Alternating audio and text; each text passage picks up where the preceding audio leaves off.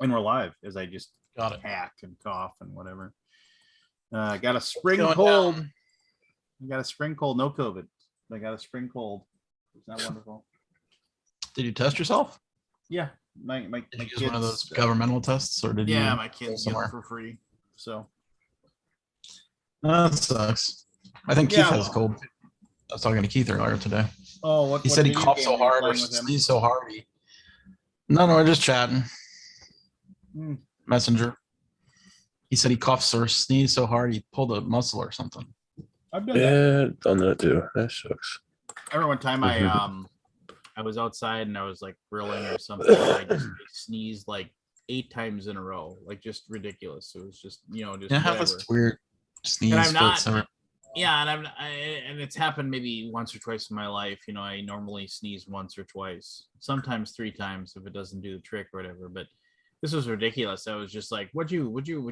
And I kept going, and I popped a giant blood vessel in my eye. In your eye, so it started bleeding. Oof. So I looked like a zombie for a few days. Right. That was fun. Yeah. It is. I don't want to say anything, but I've never had that happen. I thought for sure though, after this past food poisoning thing, I was gonna pull something or burst something because I was, body can only take so much. It can. It can take more than you think. March 23rd in the year of our Lord, 2000. Going by quick, man. Yeah. My older brother's birthday today. How old is he? What do you think? He's older? Yeah, he's older. My mother's watching. She could correct me. But my sister's 3 years older. Well, when you were in school, what grade was he in? When you were a second, I'm thinking he is in 9th grade. I'm guessing he's 57 or 58. So you guys never went to school together? No. I remember I was 8 or 9 years old when he was like in high school. I can remember going to his high school one day. Like he had to go do something at his high school and he had to take care of me that day. I remember he had this cool Camaro. He had the cool car, and I remember him driving me to the school. Have you had this Starlight yet? I've seen the packaging. I'm only drinking it because I had the bottle in my room and I wanted to drink it. I really don't like it though. Tolerating it. Dice Tower Tonight show is ending in the next month. The what? So Wayne Kruger, who is a boomer, a steadfast boomer, hot off the press. Dice Tower Tonight is ending in the next month, and that's like their Wednesday night show that leads into us. So we I mean, no offense, but I never watched it. I did, but I mean, I think I was on it. I was on it once. I was on it once, but I got other things to do. I knew it existed. I'll say this. I'm really not trying to be negative. Yeah, no. I mean, I can only watch so many things a day. Yeah. I actually forgot they were on before. So was that run by Eric Summer or run by somebody? I don't know. I forget. Who okay. Anyway, well, they had a good run, but we're still here. Is the podcast still running? I know Tom was. I thought they ended that or are ending that. I don't remember if it's. Yeah, and I thought they were ending that too. And I know it was I know you gave a good amount of lead time on that one. Tom, if you're watching, come on. We can talk. Yeah. Well, yeah. And I realized I sounded quite I hate when people say I never seen it, or I never watch it. Like it's like that. It's almost like a brag that makes people feel bad. You know what I mean? Like we've been podcasting for 10 years now. Never seen a single episode. Okay, well, thanks. I've watched the show. I mean, I'm not saying I've not watched it, but it's not in my rotation. Yeah, I get what you're saying.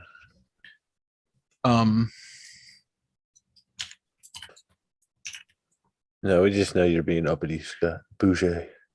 Son of a bitch. Totally. I mean, honestly, Madeline Albright passed away, 84 years old. Oh yeah, the podcast is over. February 22nd was the last episode. Was it? Yeah. How many episodes is that? 750. Yeah, that was a good 750. Oh, once a week for 7. Did you ever miss a week? I'm sure they did. I shouldn't say. I remember they started right after we started. Me and somebody who shall not be named started. Voldemort? The Geek Speak. You did a show with Voldemort? Do you remember Geek Speak? Yes, I remember Geek Speak. I've heard of it. I never heard it though. I can remember. I got bored with that in 2 years. I can remember. I can't imagine doing 15. So I was putting together. 17. I was putting together when not gonna like finish your sentence. Yeah. So my wife's office used to be my board game room, and I was putting shelving together down there and like mounting them on the walls, and I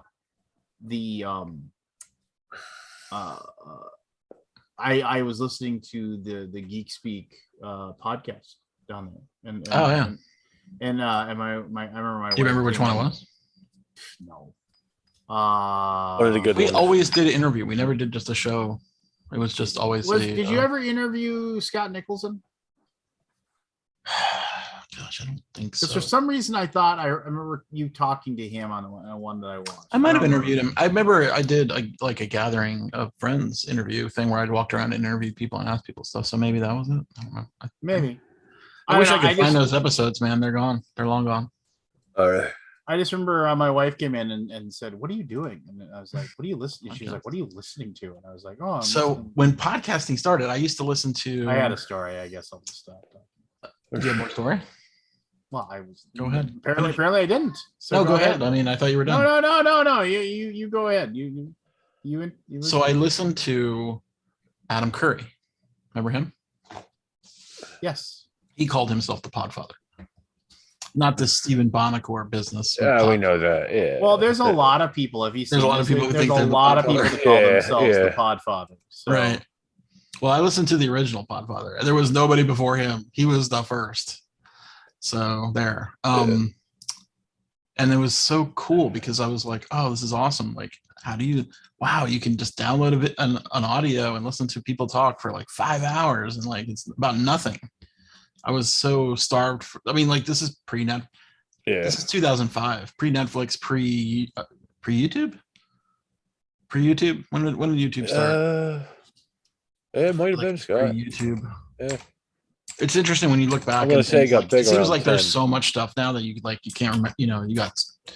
When did YouTube start? I remember when 2005. 2005. Yeah.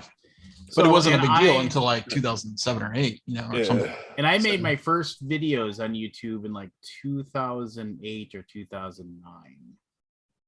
And I remember it was it's so leaps and bounds what it used to be. I mean, it's just But so me and we did this podcast, the Geek Speak, and Adam Curry clipped us and played us on his show. Oh, really? And he was doing his little stoner because he smoked while he would podcast, and he did his little the laugh where you that kind of laugh, and well, you don't ask me, man. I wish I got to talk. He wrote me an email and he said, "Oh, we got you guys," because he was starting a business. I don't know if you guys remember he wanted to kind of syndicate podcasts, right, and get like advertisers and everything, like build a network basically, and he did. I think I don't know what kind of thing, but he wrote me an email and he goes, I wrote him and I said, "Hey, we started a podcast space because you did it," and he wrote me back and he's like, "Oh yeah, we got you gamers covered, man. Keep it up. We'll take care of you." Okay. Like, I guess it was supposedly like some kind of business proposal maybe, but it was kind of fun. But it never came to fruition. Never. Well, we did the show for like 2 years, I think, maybe less. I don't know. 30 or 40 episodes. We'd only do like every other week or something. Yeah, once a week's tough, especially with guests. God. With guests, yeah. Oh yeah. And I remember. Can I tell more stories about the podcast? I mean, I was just gonna say. So here it's, and I want you to tell your story. So I'm not trying to interrupt here. Oh. I think it's kind of funny that literally every once in a while we'll have something like 1 or 2 things we want to talk about here, but this entire show that we do like we literally have no idea what we're going to talk about prior to us mostly like diving in here. Yeah. Mostly. Oh yeah. We started writing down questions to have like an outline, but it was so nothing. It was like maybe 3 questions, and then we had a thing called the hook, which was like your top 5, your favorite game for 2-player, 3-player, 4-player, and then party game 5 or more. Like that was the hook. But by the way, there was no internet telephony back then. We called everybody. I got a special international line in my house that could call for like very, very low prices. So because we called Reiner, we talked to Reiner for like 4 hours. Oh wow. God, I wish I could find that episode. I didn't even think about it. Yeah, no, yeah, we had to call everybody, and it's all long distance. Long distance still was a thing. And by the way, I bought a $1,000. I remember exactly the price. $1,000 thing on eBay to get the phone into our phone system, into a recording system. Okay. And I remember the night we talked to Jeremy Young from Uber Play. Remember him? No, I don't. 5 minutes into the podcast, I went like that, or I just turned my chair and I hit we were drinking wine back then. I knocked the glass off my desk. It went right into that $1,000 box. Hey guys, I'll be right back. I got a cat who ran away. I gotta go check it out.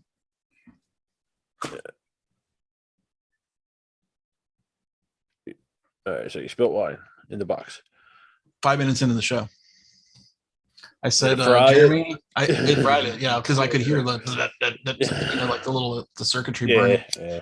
And I'm like, hey, Jeremy, can you still hear me? And he could still hear me. I picked up the phone and because the phone, you still had to have the phone call on the regular phone, and you wired it through that machine, right. So that basically, I forget what the terminal. I think it's called mix minus. So the person would be able to hear us talking through the computer, but he wouldn't hear himself. Oh, okay. Because otherwise, when you hear yourself, it's really hard to talk. Yeah, yeah. Like, yeah, unless it's like perfectly synced. Anyway, good times. $1,000, boom. $1,000 down the drain. I was very committed to that thing. I bought all kinds of stuff. Microphone. I still have my original microphone stand here in my office. Dude, wow. It's sitting in the corner, gathering dust. Microphones, bunch of cables, all the stuff to get it into the computer.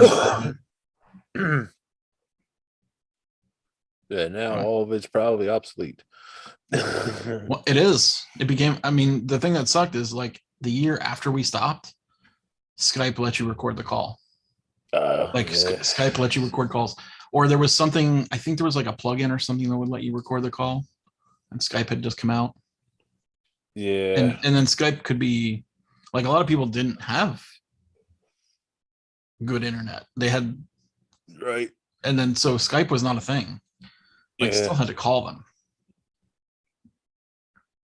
It's a lot easier today. That's probably why everybody. That wine cost $1,000. Believe me, it wasn't that good a wine. God, this is funny because I remember when we did Reiner, when we called him, it was very late because we called. He's like, you can call me at like. It was, I think, midnight. We started Dallas time. Right, because that's like I think it's 6 hours ahead, so it was 6 a.m. for him in London. Yeah, and he's like, "That's as early as I can go," and I'm like, "Okay." Started drinking at midnight, or started drinking like a little before that. Drank the whole time through the whole conversation, 4 hours, and by the end, I was like completely drunk. I remember the slurs, like I'm slurring my words totally. Interviewing Reiner, and don't you hate that? Don't you hate that when you're trying to like? I was so trying to stay. You're trying, and like when you're trying so hard. No, just wait a second. I want to say. I can get this out. Yeah, give me a moment. Give me a moment. I wish I had the episode so I could go back and listen to it and cringe. Anyway, enough nostalgia.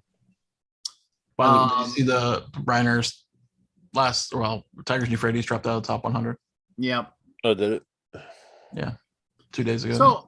So I'm going to have Stick H said something. He said, I'm here for the tattoo guy's shop moving story. Did I mention that last What? week that my tattoo guy moved to a new place or something like that? You may have. I don't know. I'm gonna wait for Stick. I'm gonna wait for Stick to respond if that's what I. I don't know. Did anybody watch? Anybody in the audience watch that or listen to Geek Speak? Just curious if anybody. I already said any OGs around. That was before my turn. I heard of it, but I never heard it.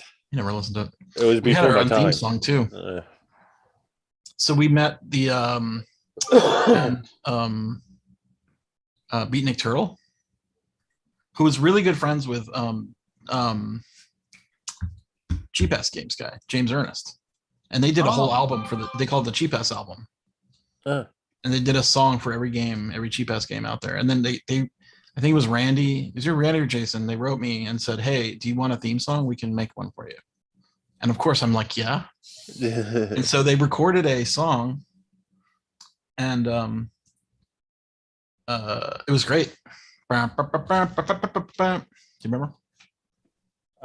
Yes, vaguely. Vaguely remember. Anyway, it's no. He's called Undead. Yeah. No, it's not as good as that. Ours didn't have any words. Yeah. We just was like, and then we added a tagline like podcasting from the hellhole of Dallas. All right. So Stick H mentioned. Okay, so this is probably maybe this will be interesting story. Maybe it won't. I apologize. So did you ever have a podcast? Yeah, me and Joel Eddy. We did wooden meeples and iron chips and wooden meeples. Iron chips and wooden meeples, and occasionally Marco would join us. Yes, I still have all those. Do you? Yeah, should post them up again. No, on a they're on a YouTube channel.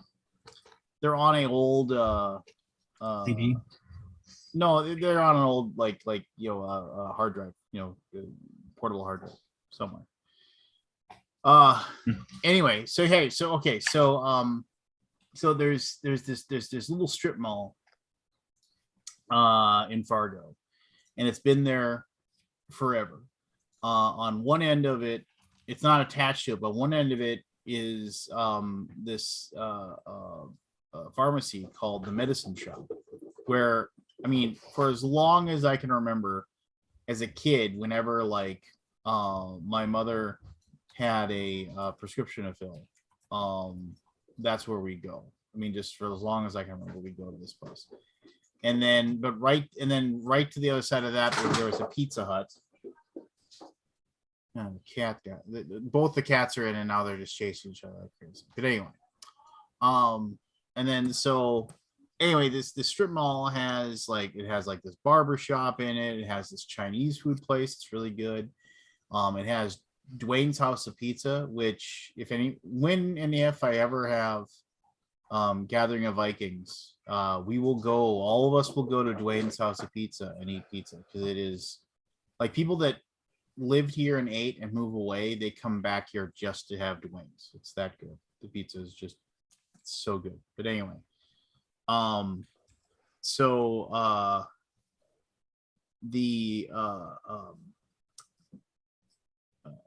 the whole thing of that is that it looks kind of run down, because it's been there since I was a kid, so it's decades old. And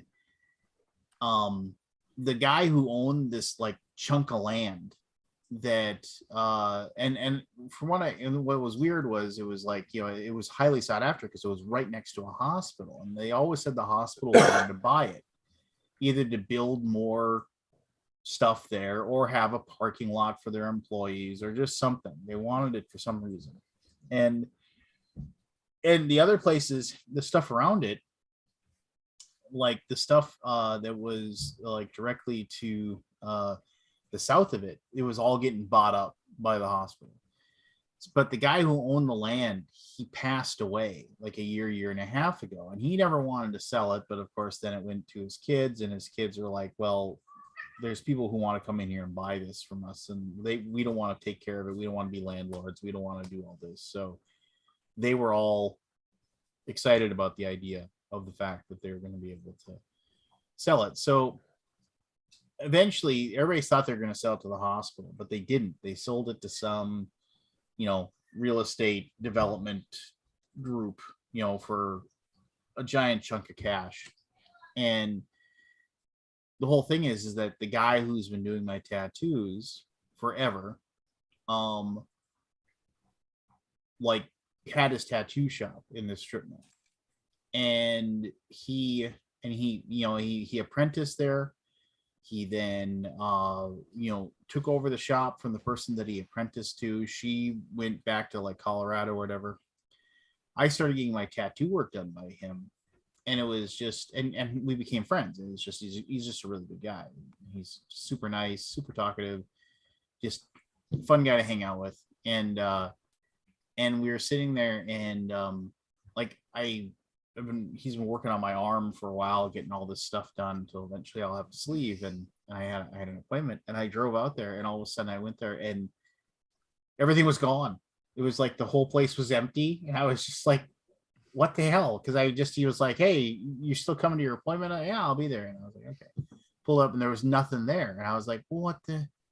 And so there's a comic book store, and the cool thing about the comics, it's called Comic Book Junction, and they were like the very first comic book store that I ever went to in my entire life with my mother, because I had missed out on some comics that I wanted because like I didn't get them, or I didn't remember to, it was that was when I was just buying comics at a Ben Franklin. You weren't buying them. Yeah, you were just getting a bag.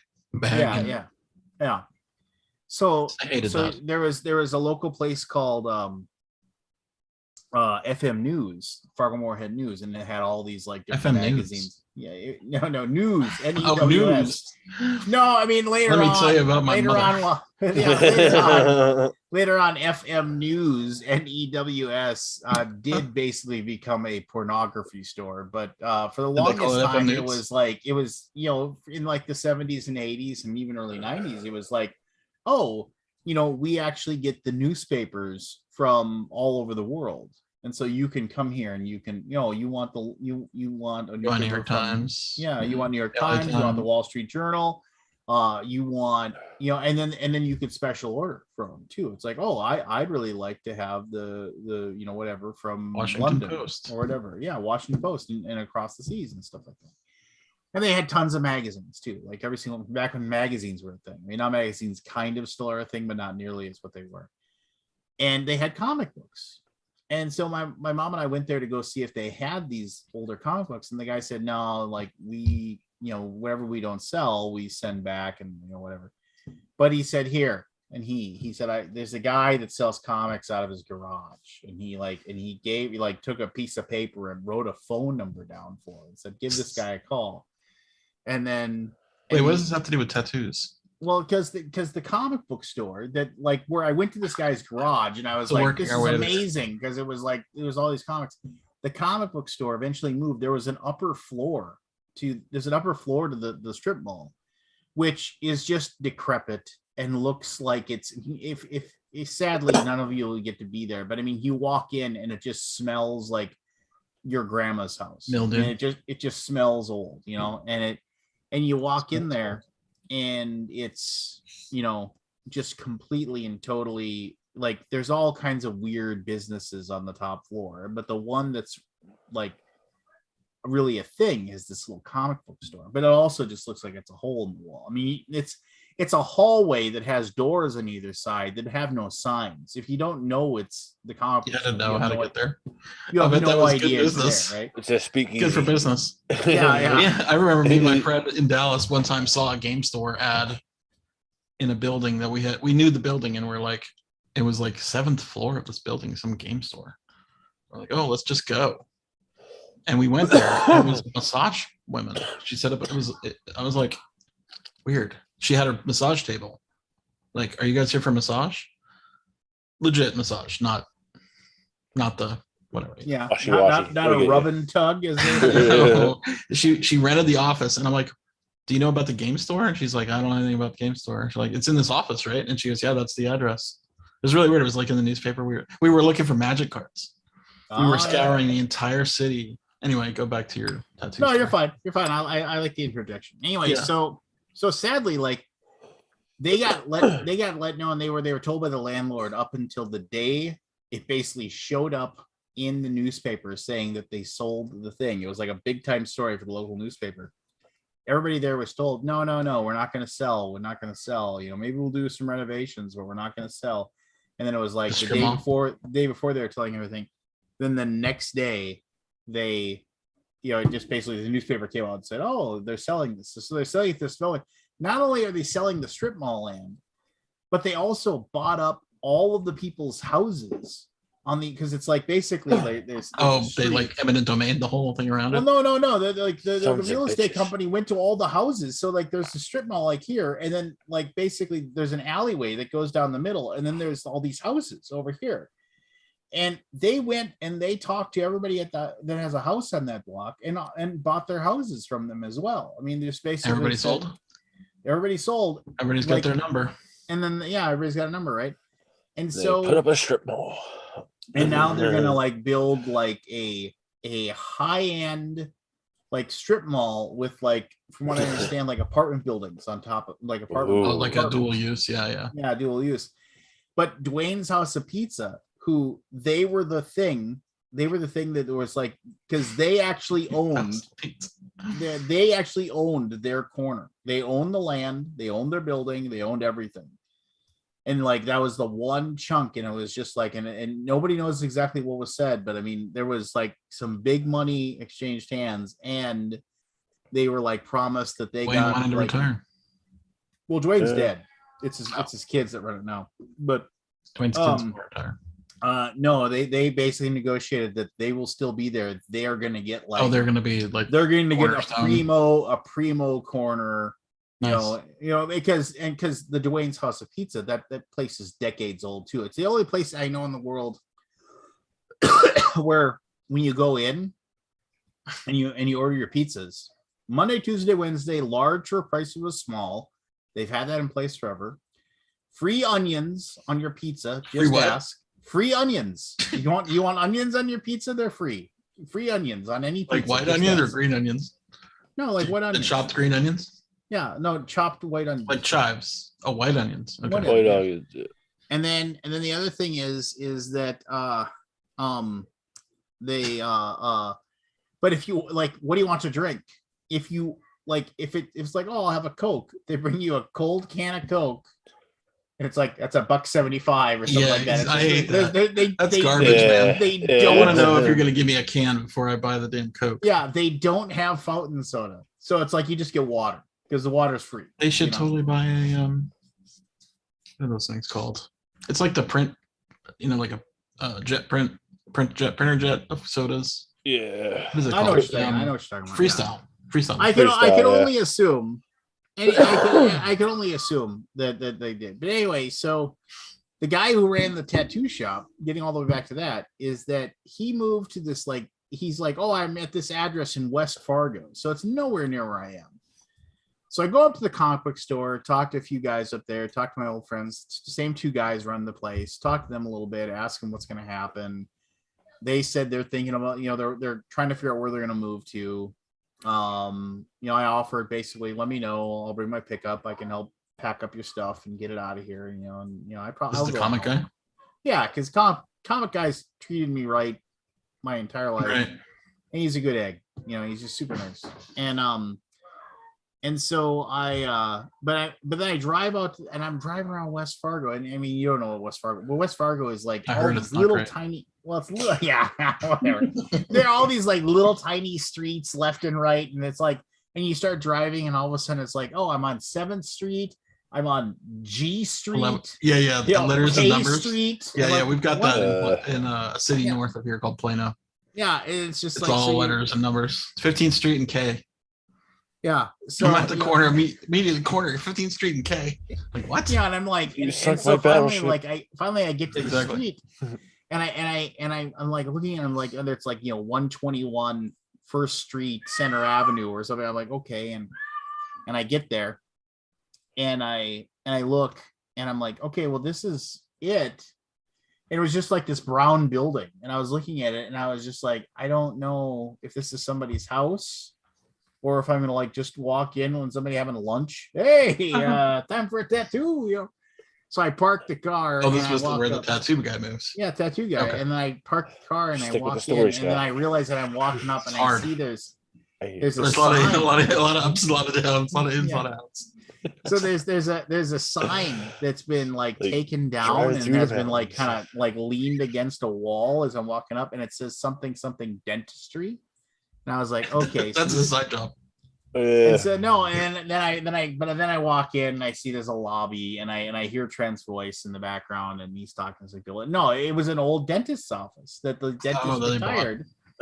And then some guy and him got in on it and everything like that. So it was actually kind of cool. I mean, it's totally different. He like, you know, those like reality TV show tattoo things that you've seen, like, and it's like, Chen's watching one now. Yeah, and it just looks like it's a big giant party house that those people are in. And like, that was kind of like what he had at Addictions, where the place where he had it before, where, you know, it was like it was all very, open air and like open concept kind of thing, and this is much more very closed up and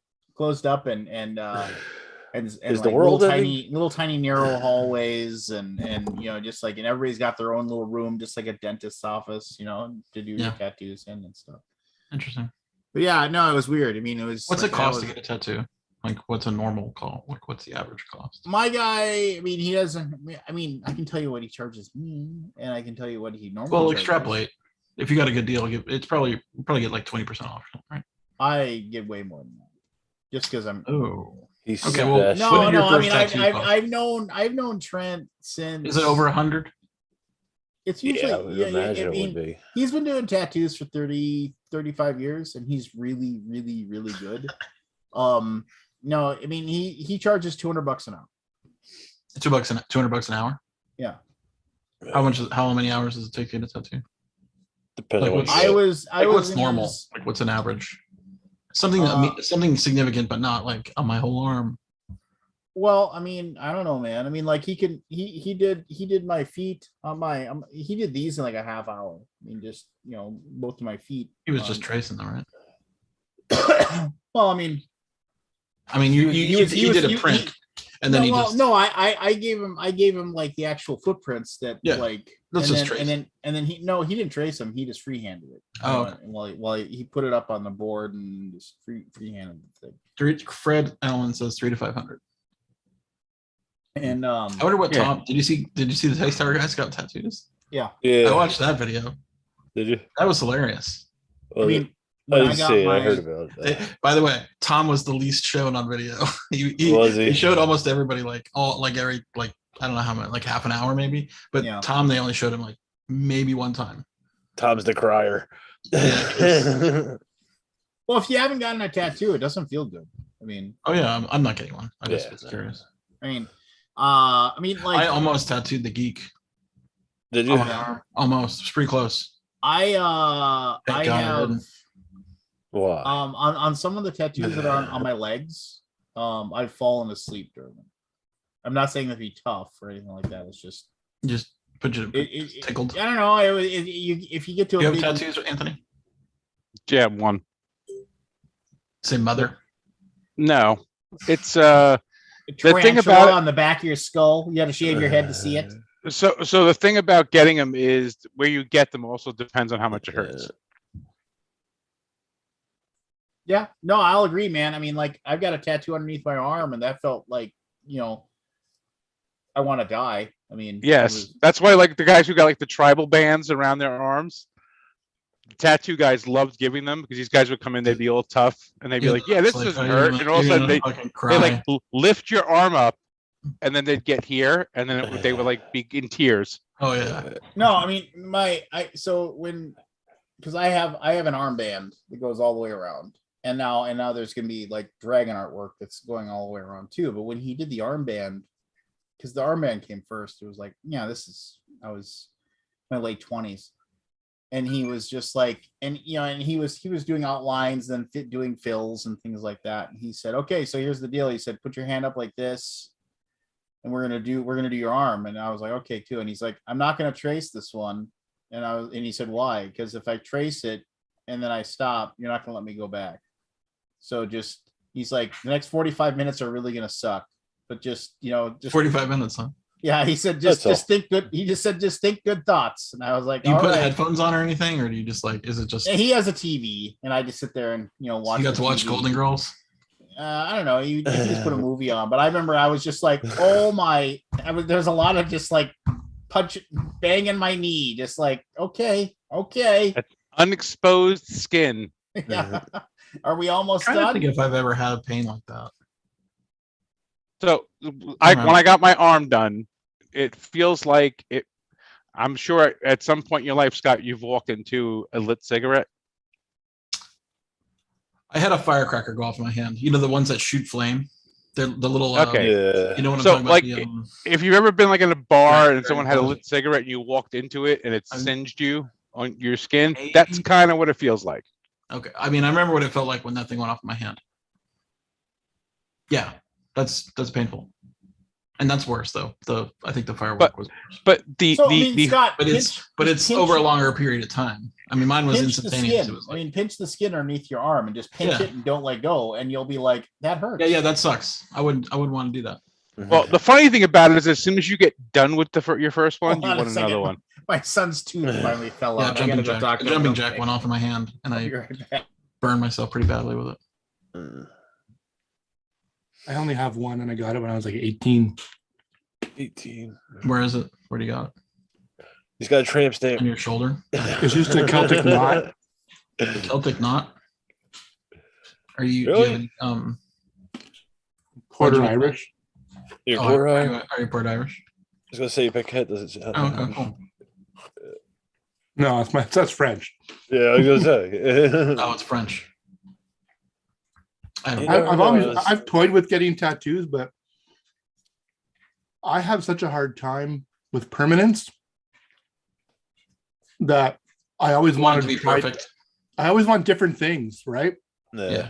And then the thought of putting something permanent on my body, I'm like, I can't change it next week. What? No. Well, that's why. That's why when like all my friends were getting tattoos, or they get a tattoo and they're like, "Look what I got," and I'm like, "Dude, you got a Ziggy. You're gonna have a Ziggy on your body for the rest of your life." Ziggy. Oh, Ziggy. Mm-hmm. What's that? What's the line in that movie where the guy's like, "Oh, Ziggy, you're or Kilroy." Kilroy. Oh. Well, you got any tattoos, Barry? Nah, my wife wants me to get one around the finger. She wants you to get one? She wants me to. I don't wear you to get one. Oh, because you don't have a ring. I don't wear a ring. She wants you to have a permanent. Yeah, I haven't worn mine that you can't take off. So Jen and I discussed this whole thing because I picked out a wedding band, but I told her I want to get a silicone one also. Right. So like when I'm working out in the yard and whatnot, catching on something and ripping my finger off, like what was it? I forget what it was, but you can it's such a terrible thing. Like I hate thinking about it. I forget the metal. It's really hard. Tungsten. Like if you get a tungsten ring. Oh yeah, you don't want tungsten. It can shear your finger off. Yeah, that's what happened to Jimmy Fallon. Yeah. Oh, that's right. Yes, Jimmy Fallon had that happen too. Correct. Yeah. Titanium or tungsten, but they're cheap. Tungsten rings are cheap. That's what I originally had was a tight because I worked around the train, so my hands were, if something smashed them, they were gone anyway. Yeah, but I was more worried about it crushing it than chopping it off. It's weird. I mean the tungsten would probably not get crushed, but yeah. So she made the comment about why don't you just get it tattooed. Yeah. So when you take your ring off, it's still on your finger, and I'm like, you know, you've been married one time, right? You know how much that hurts getting the underside of your finger I can tattooed? feel how sensitive the underside of my finger is right there. No thanks. Yeah. So the thing is, things where there is less muscle or fat hurt, and things that are not normally exposed to the sun. That's why the underside of your arm hurts so much. Like it's just as fat as the other side of my arm, but nope. I may eventually get one. I've been thinking about it, but I think mine's titanium. Yeah. So your rib cage is really painful. Yeah, I've heard that. And like, you know, the thing that's funny is like women like get their ankles tattooed. Like that's a big like girls tattoo is you get your ankle tattooed. That hurts. Oh, I bet that hurts. Right on the Yeah, my first Have ring you was guys- titanium, and then it was gold. The second one was white gold, I think, to match hers. Yeah, mine's white gold. The third one, which she now wears, is white gold. Yeah. I got zapped by that other white So gold one. I That was bought the end Michelle of that a one. ring back when we first started dating, and she hadn't taken off since then. And That's she, Aww. she got a well. She also couldn't take it off. If you get what I mean. Well, there's a reason. Yeah, I had that too. And she had a. I still have an indent on my finger from the last wedding ring. Got to get the tendon snips out. Well, no, we were like, she had to go into surgery the next day, and they're like, you got to get that ring off. Like, okay. She goes, look, Google the dental floss trick. I'm like, dental floss? We Googled it and looked at it, and there's like 2 videos, and they're both terrible, and the people are like in pain. But it What are you fucking talking works. about? Getting a wedding ring off? Taking off a ring, a stuck ring. Like if it doesn't want to come off, that you basically what you do is you wrap, you put dental floss through the ring and wrap it around, and then you start unwinding the dental floss on the other side of it. So as it unwraps, it pushes the ring forward and slides on this floss, and it came off. I mean, that ring was not fucking coming off, but it came off. I was like, wow, that works. I did a similar concept with train windows. Yeah, it does work. With what? Train windows. It's not dental floss. It's a similar one. Yeah, they're very tight with their gaskets, and getting them out's so you easy. like You just kick them. Yeah. Getting them back in's a son of a bitch. Yeah. Interesting. Interesting, if true. Yeah. Anybody play games? Do I play games? Did Yeah. anybody play games? I finally got Zapatec to the table. I played Yeah. I'm gonna Chai play for the first time. Chai Chai? T2 or just Chai? Chai. Chai. like the tea. 4-player. It was good. Cool. I played that and Lords of Vegas, but I played that before. I played Long time ago.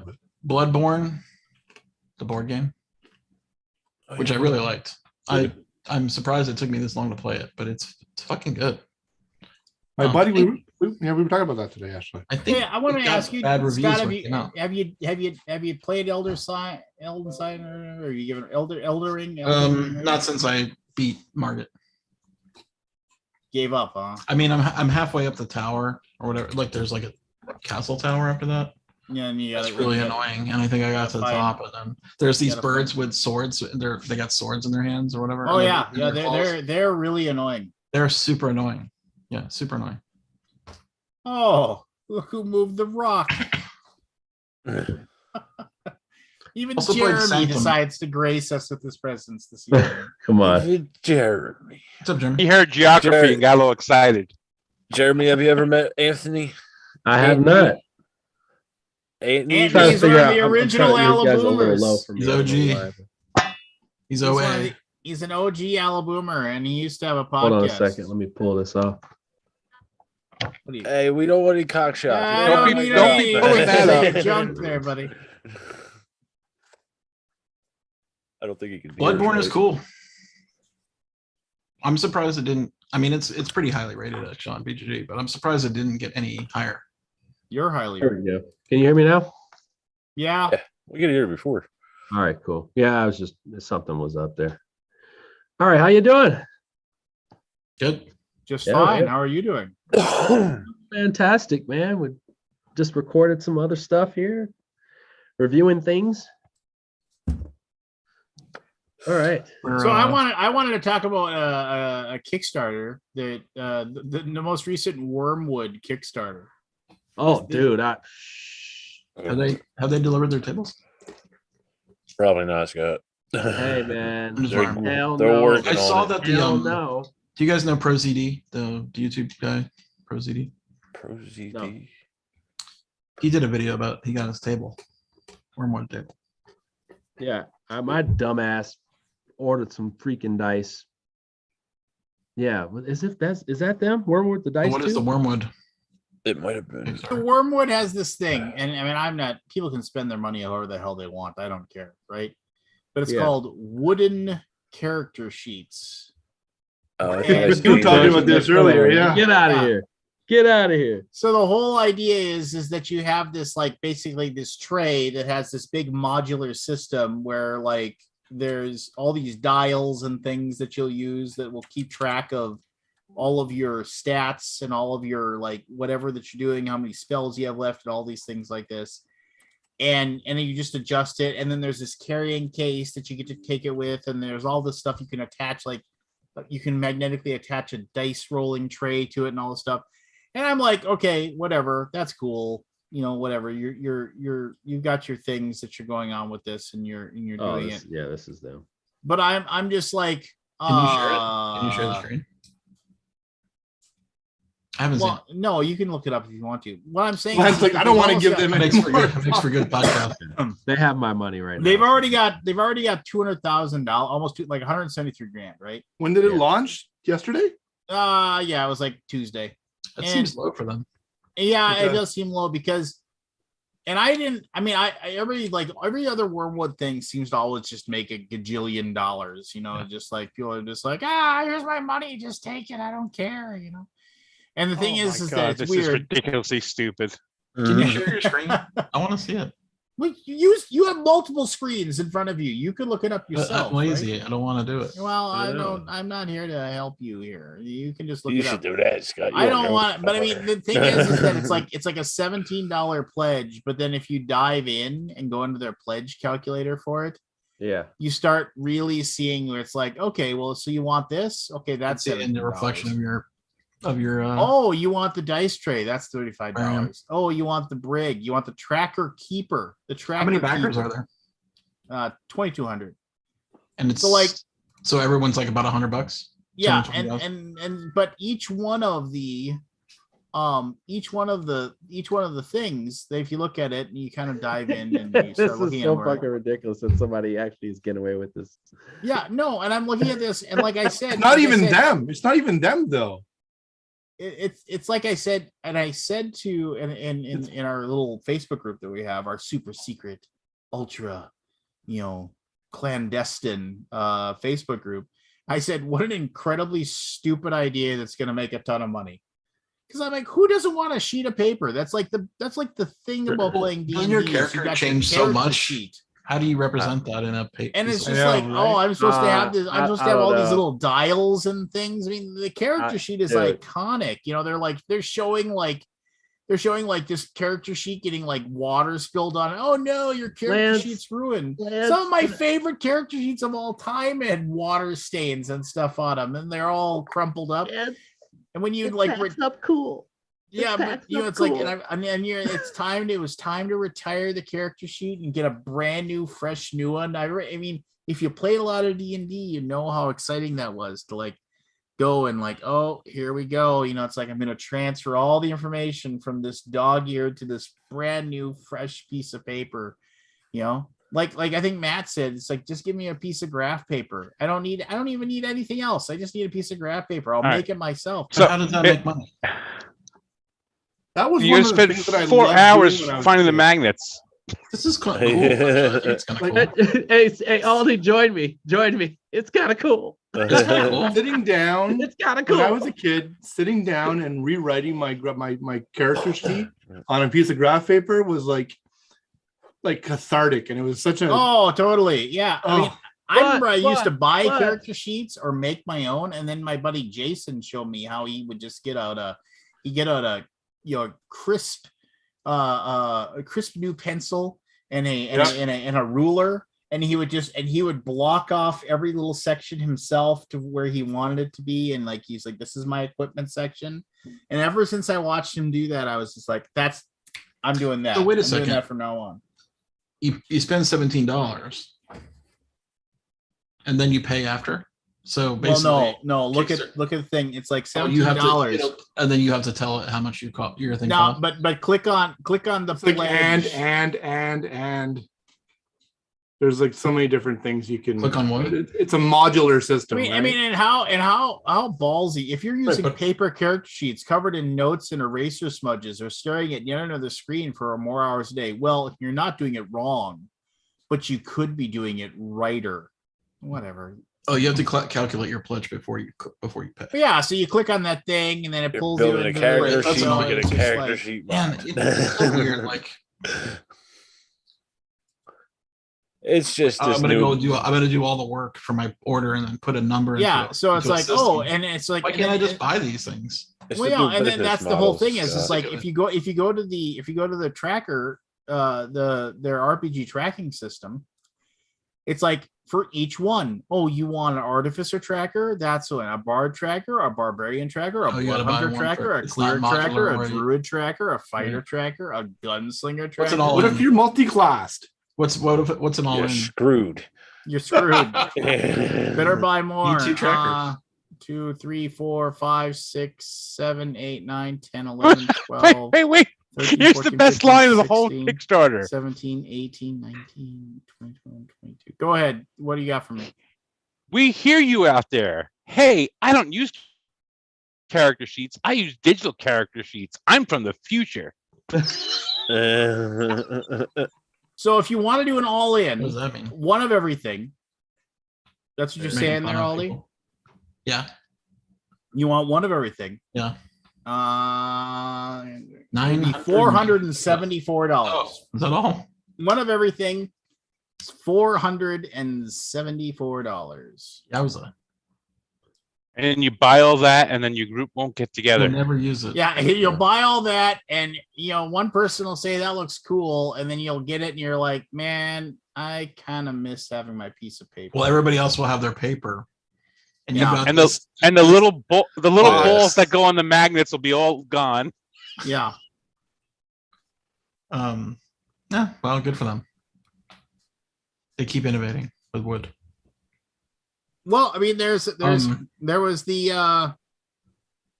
did you guys see that the famous line, people don't know what they want until you tell them. Exactly. Kickstarter is perfect for that. Did you see the CEO of Kickstarter quit today? Oh no. What now? Who was it? Yeah. Hold on. It was a woman, wasn't it? I hope it's it's a guy, I think. Gosh, that would be bad. I just assumed it was a guy. It might be a woman. I don't think it is. What did you say? They quit what? Yeah, they resigned. A Kickstarter person resigned? The Kickstarter CEO. Oh gosh, where's my news? Where's my news window? CEO Aziz Hassan announced that he is stepping down from his leadership role at the crowdfunding platform. You found it? They have enough issues. Is it because of the blockchain stuff? I wonder. Citing personal reflections and a desire to spend more time with his family. Bullshit. Fair enough. Yeah, that's bullshit. I fucked up somewhere, and I'm going to get caught. Or he did get caught. He is one of the first. Well, it's interesting. He's one of the four. He's one of the four that created Kickstarter. But I'm pretty sure it said he only worked it for 3 years. He's been CEO since 2019. Oh, but how long has he been with the company? I don't know. I thought that was kind of surprising. But whatever. I mean, they print money. Well, that's illegal. Yeah, well. Depends on who you are.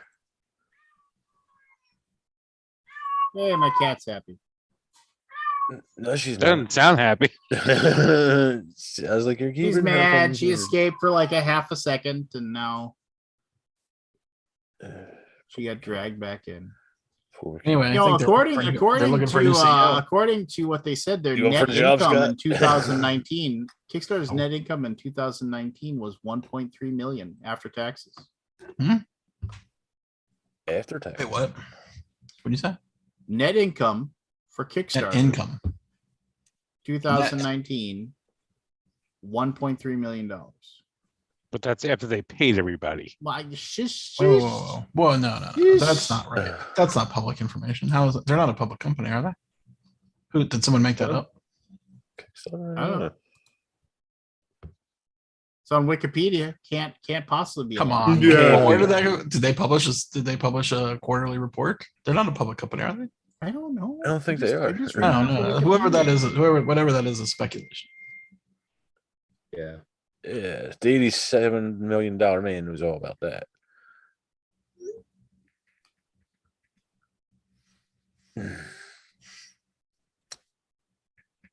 Okay. Moving on. Well, I mean, if they publish that information, then you know how much they make because you could just do the math. You make it. Or how much they spend. You make it how much it is, which you make. Okay, so Lance, just to clarify, the person who was CEO prior to Aziz Hassan was one of the founders who had left the company and actually came back to be CEO. Again, after this person and then left again. Golly. Wow. I want to leave, come back and leave again. Some people, I mean, they founded the company. I'll take it personal. It's hard to do stuff, man. In the modern day. Yeah. You know what, Aldi? That's the best way to wrap it all up. It's hard to do shit. It's goddamn hard. It was way easier 20 years ago. Way easier. I mean, it's just so many things. It's so much, man. The stuff that I do now is just so much shit. Man, you want to do something simple, and it does sound simple when you say it, and it does. It actually sounds simple to the people even who are making the deal, but then they know how many things go into making said deal, and it's not that way. It's like we could just do this, and I give you that, and we're good, right? Nope, not at all. Hey, we just launched this and everybody wants it. So it's just like that. Nope, it's not at all. Like it's just so things are just getting so more complicated. So many hands in the pot, of different things. I've learned that a lot since starting a business. I learned that a lot. It's too much. It's almost. Did you start up something? Yeah. Your own company? Yeah. Nice. Awesome. Yeah. So it's just too much. Yeah. Too much. Matt tells me all the time how much pain in the ass it is to run a company. Mm-hmm. and trust me, I'm not hiring anybody. I'm not. You say that now. No, I'm not hiring nobody, man. It's gonna be an army of one right now. It just is. Well, that's easy because then you can not have any arguments about anything. I can tell myself I'm a fuck up. No, your customers will tell you that. And I will find the bottom of something every got posted bottle today that actually I've never seen before. What's that? Something got posted today that I've never seen before about me. What's that? I'm not gonna say what it is, but it was like, what am I doing? What am I doing this for? It's definitely one of those questionable things, like frustrating.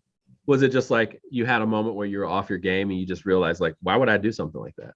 No, it just makes me wonder why. I mean, this is a what was me thing, and I probably shouldn't go down this path. But when people post stuff publicly on BGG, I read it, right? Like if it's got my name in it, right? And someone called me out by name and said something pretty mean, and I was like, I think that's the first time I think I've heard this out in public. I'm sorry about it, but I had to call you out for your bullshit, man. I know exactly.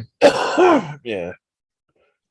Anyway, each year. Wormwood, by the way, just to close out Wormwood, they have my fucking money. Would they deliver shit, please? What are you waiting on?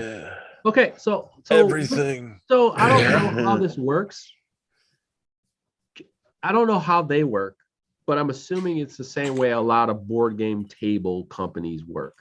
They can kind of trickle things out and just kind of keep this forever ongoing pledge manager thing going on. So they don't technically fulfill, they just constantly fulfill. Is that how that works? Because I feel like that's what tables. I can't imagine they can't do it all at once. Some of them does it. Well, no. What I'm saying is that how it works? Like, do they have hey, we like my sponsor? So Game Toppers. Do they just have it you can just always order through our Kickstarter? We launch every once in a while, but we just constantly take pre-orders through here, and then we fulfill as we go. I don't know. I should probably ask Berkey. I should just call him and ask him. But I just feel like with Wormwood, they were the updates I get are hey, we're delivering March's orders. And I'm like, I thought I would just order off the website and I would get my dice. Like, yeah, fucking $100 dice. dice. It makes it easier for sure. They're doing the dice the same way as the tables. That's man, I don't know. I just paid $100 for damn dice. They better get here soon. That's all I can tell you. I don't do that. With wood, it's you have to. Wood needs time to sit, at least a month. Yeah. So and keeping that in stock and tables, that's tough. That's logistics with time. But dice, I don't see why they would do that. Yeah, that's weird. Yeah. Did you guys back Madeira, the deluxe version? Oh yeah, I backed that one. I just read the update. I was like, and it came out in November of 2020. What happened? Oh, well, no, I guess and I don't think we're ever gonna get our game on that one. You don't think so? Oh, really? I don't know. How much of it was that one? You're gonna get it. 260,000 euros. They're gonna. Yeah, you're gonna get dude, it. but it's like it's pretty obvious that the money's gone. I mean, sure, because they paid all the bills and everything's being produced, right? No. But the thing is that I mean, they were flat out lying, like with like basically saying things like, I mean, I don't mean to cast aspersions. I mean, it's just like, but one of the things about when you're publishing is just you're so much better off just saying nothing instead of saying something that you think will carry you over for a month. Yeah. And so there was a lot of times when they were saying things like, oh, it's like, oh, it's like all we have left to do is get these metal coins made and then we're good to go. And then it was just like, oh, and it's like we got our first run of the cardboard and we found an error. And it's just like, wait a minute, time out. Didn't you say that all you needed to make was the metal coins? And it was just, and they kind of went like back and forth, and then they basically were saying, and then from what I understand, there was a personal tragedy with one of the backers, and I'm not here to like say whatever. I mean, stuff happens, right? And that's awful. Nobody wants to, but it was due in March. It was due 2 years ago is when it was due. It was estimated delivery date was March 20. Well, that's the beginning of the pandemic. And I'm not sitting here trying to tell anybody that whatever, but they said repeatedly, you will receive what you backed. You're going to get what you have. Somebody's mother passed away, and there was just like there's a lot of stuff, and it's just like God, I'm so glad I didn't back this shit. And holy shit, I'm so glad I didn't back this. So yeah, I mean, if you go there, it does sound like. Well, it's interesting that they have this big update on November. Now it's March. Oh, yeah. She's still dying. Maybe I don't. Yeah. know. Okay. Yeah. There's some problems here. That's rough. But if you go back and if you do like a deeper dive into it, it's like there's a lot of things that are going to make you think they don't have any money, nothing's been made, and it's like a real good chance that like nobody's going to see their games. That's a bummer. And the sad thing here is that like they were going to make this deluxe version of Madeira, and then they were already talking about how they're going to make, and after this we're going to make a deluxe version of Nippon, and after that we're going to make a deluxe version of this, and they had these plans, and unfortunately they stumbled with this first one. Is this a sole proprietorship? It's what's your game? I mean, right, but I mean, is that one person? Is that two? It's two people. Two people, and they have two additional employees. Well, they had two additional employees. I don't know if they still do. God, two. Now that I think about it, 4,000 copies, 260. That's not a lot at all. God, it was probably underpriced.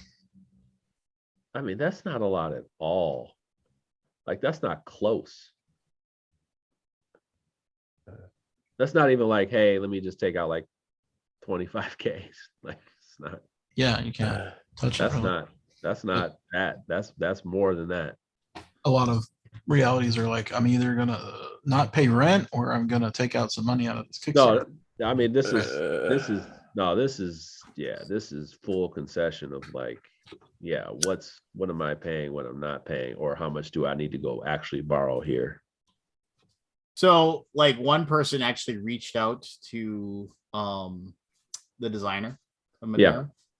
And you can see like in the comments, so they posted the entire thing, and it's just like just basically why have they gone silent, whatever. And he actually responded to them and just said, I'm not responsible for production.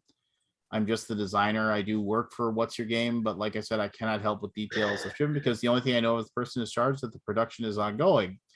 So then they responded saying, when was the last time you heard from these people? As backers, we haven't had any response in months now through the official channels. Maybe you can reach the other meets to request an update. Oh, it's Paulo. Yeah, and he's like, this is just basically a last resort attempt to get any clarity. Hope to hear from you again. And then his response was, if there is no official update on the situation, it's probably because there are no objective reasons to make one. Saying anything but the game is in production will not solve any issue. Yeah, I saw it. It's just kind of like, ugh. Yeah, not great. It's a hard job, you know it. Yeah, I know it sucks. And yeah, I mean, it's one of those things where it's like I gave up on it. I mean, I gave him how much money did I give him? I gave him $100. Well, I gave him 89 euros, whatever 89 euros was back 3 years ago. 2 years ago, so I probably gave him $110, and it's gone. Man. God damn, that money is gone, dog. Well, it probably is because they got it in production, but what's the hang up is the reality, right? But I'm just saying, Aldi, like, let's just do a number. I mean, Lance, can you give me a number? Like, how much do you think it's going to take to deliver that? Honestly, like for real. Well, it really depends on how much of the stuff is done. So, I mean, and this is. If we launch today. Let's say. I'm just going to go pure conjecture. And this is by no means. So depending upon how much of their stuff is actually done, I mean, if anything's actually been, if anything has actually been made by them, with this, then, it's sitting in a warehouse in China, right? And what most likely is possibly the fact is that they haven't finished all the production of everything, and then China has to, whatever company they're with has to put all that stuff together in boxes and get it put together and then made or whatever. But if they don't have any money, they can't pay the factory to put it together, and no factory is going to put together that stuff and send it to you on spec saying, oh yeah, once we sell these, we can pay you back. Yeah, that doesn't apply. It's just not going to happen, right? I mean, and the weird thing is that that game Brazil, everybody was talking about just so excited for the new, I think it's Apollo game as well, the Brazil BRASIL. Like everybody talked about how that was they were super excited for that one to come out. Well, they can't go to crowdfunding with that. I mean, they could probably go to GameFound, I suppose, and they could do it there, but I've been waiting for Brazil for 6 years now. Well, you'll never see it unless Paulo goes. Coming, Lance. Just like the car, it's coming. Like the car for BGG.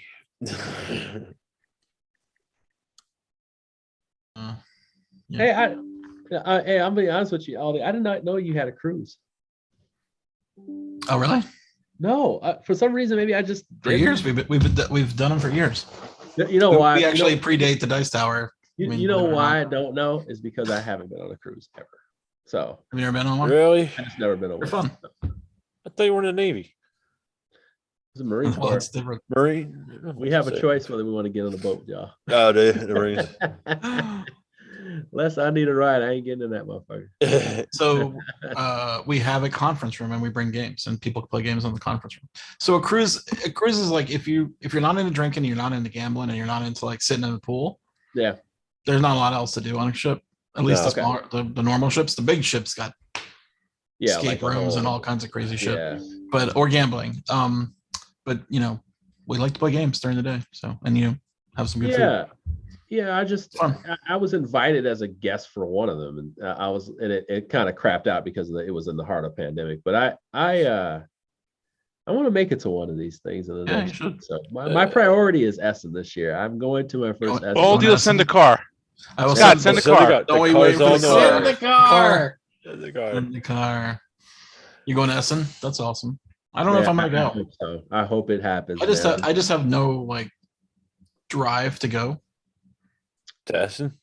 Yeah. You can't drive there. Just so you know. Well, you have to have sort of a He means an internal drive. Yeah. Trying to build that back up. I get you.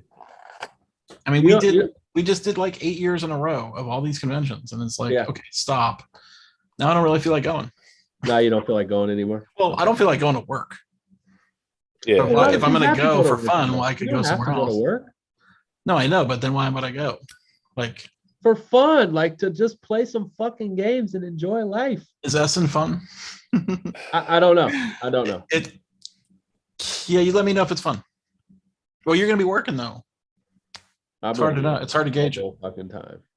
You're going to be what? Yeah, you are going to be working, right? I'm going to be working the whole. Yeah, it changes the feeling. Ask Lance about the time he got to go to Gen Con for fun. Yeah. Man, the last time. It was the best Gen Con you've ever been to. Best Gen Con I ever had. I mean, it was just because I got to experience it. My dinners are business now. I gotta detach a little bit. I mean, they're fun in a different way. Right. Yeah. I like the camaraderie. I like the teamwork. I like seeing everybody. I like seeing all the games. I don't like putting up a booth and tearing down a booth, and I don't like trying to pack everything in the end, get it all shipped out on the night of. Right. It's stressful. If I never went to another stress. Gen Con, I go out on top. I go out on top with the Gen last on top. That was went there with my daughter. Didn't have anything at it. Maybe I had 3 meetings total with people just to talk about my future but yeah, just had a blast. I'm going my daughter to. And I woke up whenever we wanted to wake up. Our last Gen Con was my most stressful. You're going, Matt? You going Gen Con? Yeah, I'm helping Chad out at 25th Century. Yep. Yeah. Oh, dude, I'm gonna see you. I know, it's gonna be awesome. Oh, I always make an appointment to go. I always make some. Matt, you're going to Gen Con? Yeah, man. As it stands now, yeah. All right, I'm not I going. want to see the chat. I'm definitely not going. So one of my guys, I'm paying for a room for me and one of my guys. And I don't want to work a booth full time, so I'm splitting it between me and Andrew, one of my designers. So he gets a free trip to Gen Con so that I can have some time off. Hey, we haven't done this in a long time. Everybody pull up their Kickstarter list and see what they go through their Kickstarter line of shame. Nothing. Nothing. I'm with you, Anthony. Nothing. Good for you. Waiting for stuff to come in. What do you mean, back unfulfilled? Unfulfilled. My oldest one, of course, is Myth Journeyman. Oh, you're never getting that. You're never gonna get that. Never gonna get it. Though the German company that bought it, took it off for pennies on the dollar from the people that designed it. They update once every 3 to 6 months. Let us know that we're gonna get all our BBs. Not to worry. Just hang in there. Just wait. So I'm leaving. Then of course we move on to the lazy gamer. Poor guy lost a thumb. No, he lost a pinky. Oh, no, pinky. no. We won't laugh if that was. Oh, it's only a pinky. What the fuck? That's nothing. So the lazy gamer. It took him out. Yeah. No, I think it was more than I want Kickstarter. I want Kickstarter. The tip of the pinky was. Yeah. I want Kickstarter to give me. I want Kickstarter to give me a category to not click on that I received it. Click on it. It's so I've given up. I've given up. I can't look at my old list because I don't want to click 92 times to go to the beginning of it. Oh, look at this humble brag. I have to click once. No, because that's not what I mean. It's bad design. I don't want you to go back in time to look at your stuff. Yeah. So my oldest unfulfilled is Merchants of the Dark Road. You haven't gotten your copy yet? No, dude. Hey, I'm so lucky. I got one. So I feel really bad. I don't think anybody is like, I don't know how they haven't fulfilled at this point. I got mine. Which one? It's on its way. Yeah, it's on its way. I'm waiting for 2 all-ins and 1 base. Yeah. Which game? Merchants of the Dark Road. Oh, I got mine. Actually, I'm all fulfilled. Wow. But I would have been unfulfilled because I was going to back that Journeyman Myth. By the way, Myth, it really, like, you know how you want a game, But yeah, like it's been out for a while, and you realize like it's a flawed game. Like Myth is a very flawed game, but it has a great system like in it, and you just wish somebody would take it away from them. Yeah. Like you're like, I just want to take your design away from you. Yeah. I don't know why it never got moved off or something. Like, no, Wonderland's I got War, literally though. like, if I had a company, like, you know how Restoration Games like takes a design and they whatever. It's like I almost want to start a company where it's just like I call it like Remix, and I take people's titles away from them and then make it better. Like, hey, I'll buy your I want to tell you it's shitty right now so I can buy it for a low price. Cheap or and nothing. then make like $5 million, you know? So because Myth is like a well-regarded game with some of the worst rules in history. Well, everybody freaked out about that game, man. That was like, I think it was like the first big hype game that I can remember. Yeah, but they shipped it. That turned into not a great game when it came out. They ended up shipping an incomplete system for the game. They didn't like finish developing the game. The rules weren't done. Yeah. Then Well, they were done. But they didn't finish developing the game. Nobody shined it up. Then, I never like a game where I get to decide what I'm going to encounter. Yes. Like, you tell me what I'm going to encounter. I don't want to do the work. Yeah. It wasn't supposed to be a D&D, like, or, you know, it's got a cool my own campaign that I decide what I want to do. No, I don't want that. And it had a card campaign, and now that's a thing. Like, it had stuff ahead of its time. But I remember the action system was pretty neat. Like, as you generated threat, you started getting attacks on you. Yeah. Like I said, the card-based campaign, I mean, like, people do it now with Maracaibo and all these other things. Like Pfister does some of the stuff they were doing back in the day. It's just different. But like, yeah, they had cool shit. It was a little bit of extra on the mini side, but yeah, those abilities. I mean, what's another game that was like? What's another game that's like that, where it's just the Myth had one of the worst rule books of all time. It did. It had someone taught me how to play, like, I can't. And I thought, okay, this is not bad, but I guess he did the hard work of figuring it out. Who's that? It was a friend from Houston. Okay, Brett. Oh, friend, you said. Do you have another game where you just go like, I wish somebody would take that away from me? It could be a great game. Massive Darkness. Yeah. I was waiting for Massive Darkness too. I checked because I started seeing people getting it. I'm like, I haven't gotten any notification or anything. One of my guys in my game group just got it. 2 big, huge fucking boxes. Yeah, I mean, there's a lot of goober. There's a lot of goober in that thing. But it was not fun. What's goober? Stuff. Oh, okay. Is that a Texas thing? No. Do you remember the Spiel podcast? Do you know those guys? They called the bits. Yeah, is that what? I couldn't remember. So I'm trying to listen to a few of them. Trying to bring that word back. So far, that's just not going to work. It's not happening. Not happening. I can't believe you made a fetch comment. Tidal Blades is doing pretty well. Did All Bloody is too? Yeah. Honestly, better than I thought. Nah. Really? Nah. Well, here's the thing: the game came out, and nobody said anything about it. I mean, I don't really follow but I kind of notice when stuff goes up, but I never saw anything. Yeah. Well, we had I've seen it on several top 10 lists from the year before. Okay. So it's not like it had no buzz, but like it had more buzz than the games that get none. So like, in a massive market, I think it's a good. I'm not sure how it was pulled off, but I guess it had like a very intriguing.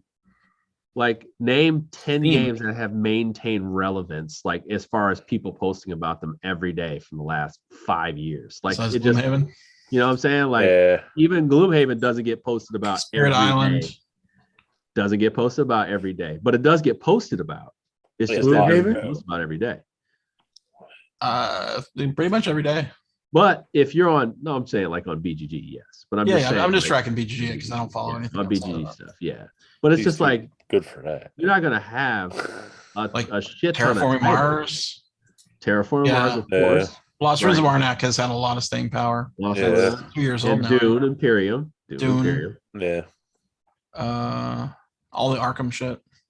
Of course. I mean, the card game or the board game. Although the board game, I think, faded away. I think 3 really went. Did it finally? Yeah. We're going to get another reprint. Maybe this one will be good. I hope so, but I don't necessarily want. They got a reprint, right? It's not at 3, right? The third one's not good. No, it's in third. It's on 3rd edition. Okay. But I just find that it's like, hey, in the SKUs, if a game gets rated well, people like it. They like it. Like there's the great games will be great games. But the good ones are the good ones. And there's a lot of good games out there. There's a lot of good and there's a lot of okay. There's a lot of okay. So I think Tidal Blades, the first one is in the top 1,000. But Tidal Blades 2 is not that. It is a dungeon crawl, which is not a worker placement game. So an RPG. It opens up and an RPG book. So and by a credible company. So yeah, that's why. And the game's fantastic, by the way. It's on my table right now. Is it being produced by So it's actually it's a Druid City game. Druid City Games was a subsidiary of Skybound. Right, that's what I was wondering. He took his title with him when he left. So they let him. Yeah. Mm-hmm. They let him take that one, and I think Wonderland's War is still with them. Yeah, they kept Wonderland's War. Yeah, interesting. And then he kept Bloodstone as well. And he kept Bloodstone, which is great because that's his. Which I bet if he really released that, his high number would not be so high. You know what I mean? Like, I feel like that company probably. Just to be honest with you, like to have Bloodstone more than like great for him, like because that's like his. Like it would suck to not have your. I want to play that game. We're gonna start working on it again soon, dude. Apparently, Scott Aldi, it's so fun. It's so fun. It's like I wanted to. Try it's so over the top. It's so over the top. It's so way over the top. And the thing is, even I remember if you guys like dice, covered it a lot. I remember. Even if you don't like dice. Like in Death May Die, where you just chuck a shit ton of dice, like you do that very early in the game, and it's just like, hey, I have this awesome power. Okay, then because I did this, I get 3 more dice, and then boom, and I get to shoot off this big ability, and it's like, well, Tommy Hummy Ha, I'm shooting this shit back at you. It's crazy, and then the board's like, and then like the board. I was sold the minute I saw it. Yeah, it sucks. I was disappointed they canceled it. And I figured it's going to have this high goal because it was probably a pet project. And they were like, no, you got to need to make $1 million or we're not going to give you the money. You got to go get the money. Probably correct. Yeah. That's what I like when I saw that's a good canceled. I was like, yeah, that was like, they're not giving you. You can't, and you can't say that publicly. Yeah. Sure. Yeah. Well, I mean, I hope great success for all this stuff. It's awesome. I wish him success, man, because that's a tuck your tail moment, and to see that money go up, it's probably a good feeling. Oh yeah.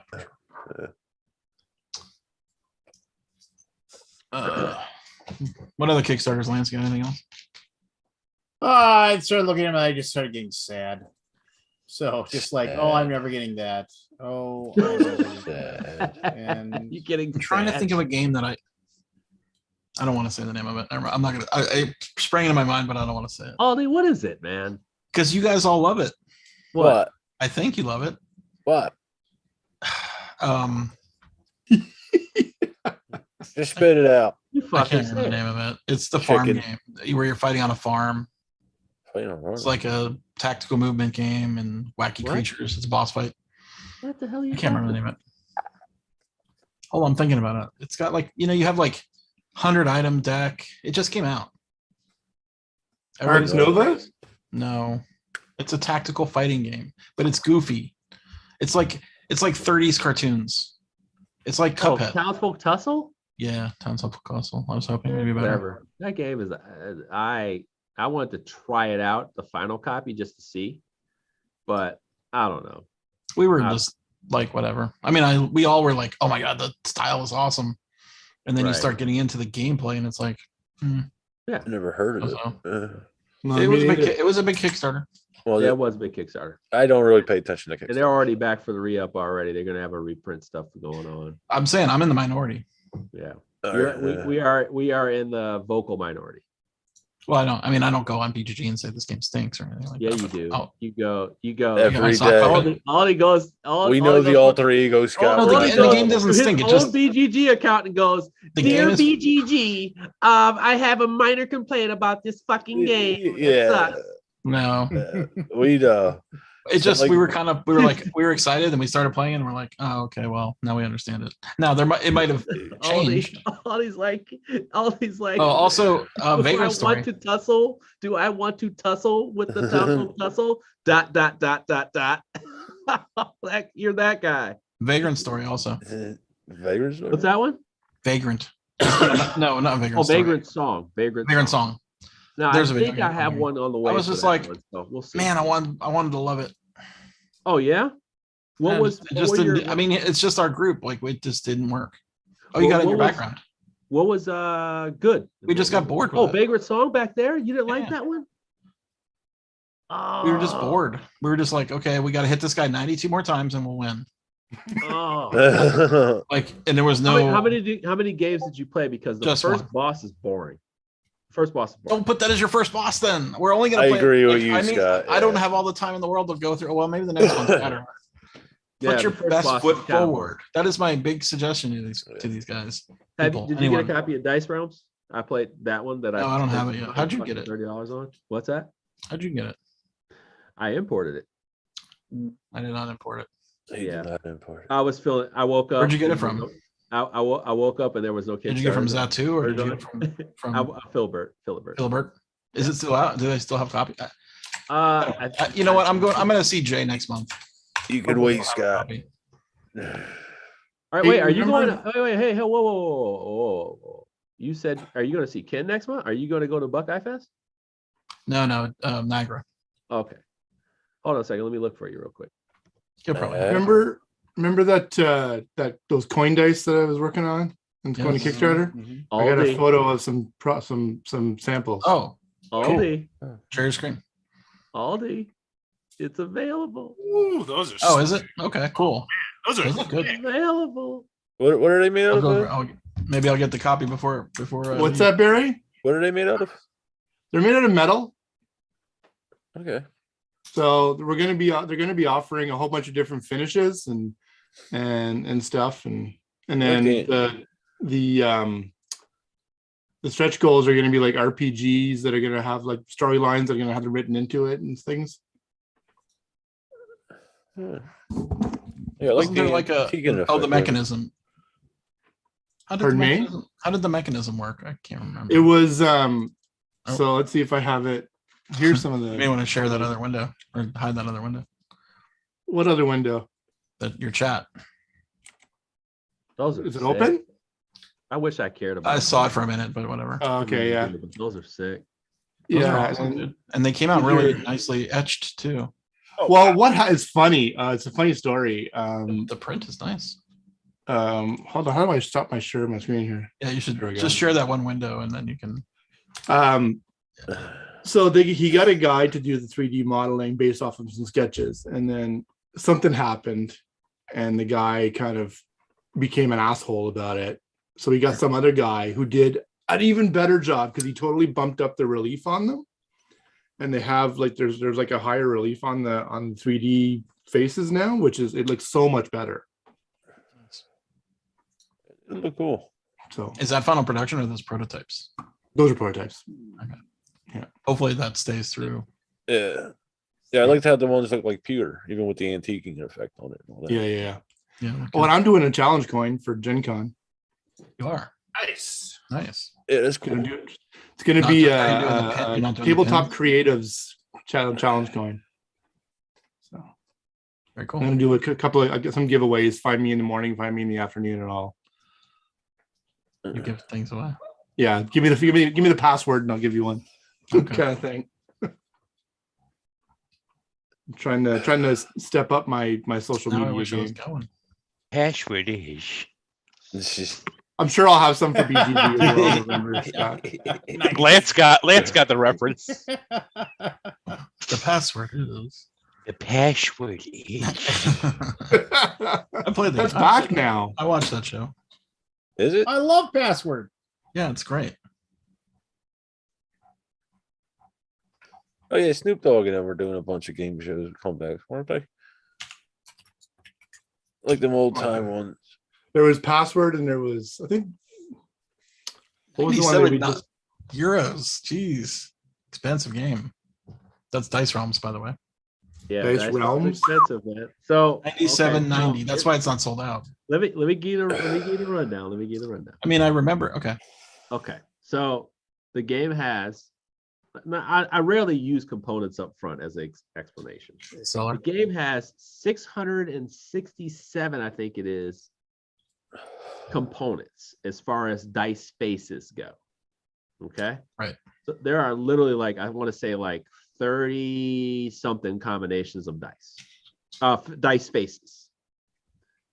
So you have 30 all unique faces. Right, 30 unique faces. And I think you have at least 6 of each, something like that. So you got all these components. And they have a somewhat decent storage situation for it. So that's what you're paying for. Now, I will touch on this in my review, but I'll just say it up here. Like, this game ain't worth that money, man. It just ain't. Like, it really ain't. Like, when it comes down to it, it's not. Like, the hard thing to talk about this game is to talk about it without talking about the price. And talk about it without talking about the price. Right. It's just like, because you just can't. Like, you cannot, because of the what is the MRCP is 124. And I'm like, dude, it took me 130 to get it to my house. Shipped. And yeah, it's 97 euros and then another 30 euro shipping. Yeah. So I was like, I was feeling splurgy. I did it. And I just trusted. I was just like, I'll do it. I'm not like a Tom Lehman fan or anything, like nothing like that. I just tried it. I said, I'm gonna try this game. I've heard enough about it. I know it's been in development for freaking years. Yep. And I will say this: the game is okay. It has the variability to it of like just having the mix, just having a grab bag of different faces and changing that up is good. The gameplay is pretty solid because what you're doing is rolling your die. You have a weather die that can kind of fuck with what you're doing, and then you're kind of resolving the die and upgrading them. And they have a little thing that plucks them off real fast. So it's like you're pretty much just, it's almost like you're like shucking peas. Like you pluck one face off, go grab the other face. It's very easy because you're only going to have 5 faces for your game. So you already have that mix up, and they have scenarios where they've already balanced it a little bit and said, hey, here are like 15 scenarios set up with these specific 5 faces. So is it a competitive? Yeah, it's competitive. Okay. So you can also have it where it's like you have total aggressiveness type scenario where you have like 5 faces that make it really interactive. Like, I take away from you, you take away from me, or because I have this face, you got to defend, stuff like that. So it's a lot more complicated than Dice Forge. Way more complicated. It's going for something. It's not a family game. It's definitely going for more. Definitely going for more complicated. Just simply by the dice faces. The problem here is that the game looks like a damn prototype. Like, it looks like a prototype. It's a well done one, but it looks like it. And when you look at it, you won't. For the people who like the window dressing, they won't like this. Like, they just won't. For the people who like components, they may like it. But gameplay, for me, the gameplay over everything guy, I think it's good. It's just, it's okay. It's good. Like, I'm in between on that. Do you need to play more? Like, to feel more? No, I've played it 5 times so far. Okay, that's fair. And I've tried, because I really wanted to get it. Like, we did a back-to-back twice, and then I kind of futzed around with it on my own. I wanted to try the different scenarios because the key here is that you have a choice of 10. And I've been told that Tom Lehman has this thing where it's like a number that you get. Like, it's 10 points, 10 negative points, 10 of food, 10 of something else. So it's like whatever it is, it's 10. It can trigger the end of the game. And so the scenarios lend itself to, do you get more of this or that, or do you kind of stall the game out if you want to? Do you get die faces that will stall out the game, or do you get die faces that will, push you into a certain realm, because you can sort of accumulate points during the game, but then there's also, like, just by the fact of the die faces that you get, you are scoring points as well. and the upgrade system is real quick. So, like I said, it's not a bad game. It's got this fun element to it where it's it's definitely got a fun element to it of how these dice work, because there's a lot more going on with it. As you change these dice up, you're like, I have a dice that's like sort of a deck builder in a sense. It feels that way. It's like, ooh, this is kind of an interesting deck builder. Oh, okay, I'll grab this extra die, my third die. Do you always roll all your dice? Or do you yes, you always roll all your dice. Now there's a weather die. There's like this kind of nature die that will maybe possibly take a die out of your equation. There's one where you have to pay for food. So if you pay for food and you don't have the food, you lose points. So you can go into the negative points. You have, like I said, attacking die that somebody may roll, and if you don't have a defense, that could affect you as well. So there's all these little different elements, like I said, or you can just have it where it's Care Bear City, and we're just playing a game. It's all passive aggressive stuff. Right, passive aggressive stuff. So they have all that baked in there. They have it where you can make it how you want it, right. Or you can just go random. So I appreciate that part of the design. You're just asking me, am I Jeremy Howard? Like, quit fucking with me. This is $130. Do I spend $130? It's a $60 fun game. Right. And I say to you, I will gladly pay half that again. It's interesting. I bet if they put wait, hold on. Let me say this better. I will pay half that MSRP and then buy it on Miniature Market for $41.99. No. But it has 600 pieces. It's got 600. I don't care. Yeah. I want $60 back. It's interesting. I bet if they put it on Kickstarter, I think they would have no problem selling this game. They could have put it on Kickstarter 4 years ago and it'd been fine. That game has been in development. I think at the video I saw on your channel, by the way, I want to say it was from 3 or 4 years ago. It's been a while. Yeah. I mean, Rodney had a whole different hair situation. You wouldn't believe it. Was it more curly or more straight? That's how you decide the era. Well, that's what that's how you have to decide the area. The clothes and your hair, man. He wasn't wearing it long, but he was wearing it thicker back then. I don't know. That's post more product. Post 2012, pre 2016. Yeah. There was the era. I should tell Rodney that one. Tell Rodney that. All right, are we ready to play the snob?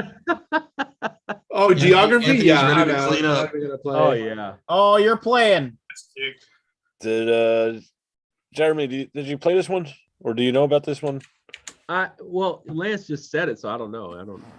It's like Bye Felicia except in reverse. I'm here for it. I don't even know what that is. Well, you don't need to do I. It's what you're basically saying. There's a game called Bye Felicia. Everybody has to come up with it. Yeah, well, I came up with this. You only have 30 seconds to make your list, and then everybody reads off their list, and then whoever's left. Every time you don't have an answer, this is not that everybody at all. has to say Bye Felicia. This is called the snob. You got to remember that. So what it is I'll give everybody a topic.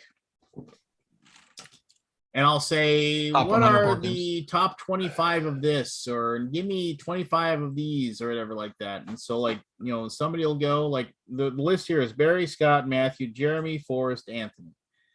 So I'll say, Barry, name me this. And then he'll guess one. If he gets it right, he gets a point. And then I'll go to Scott. Scott, give me one. Scott names it, gets a point. If anybody gets it wrong, they're out.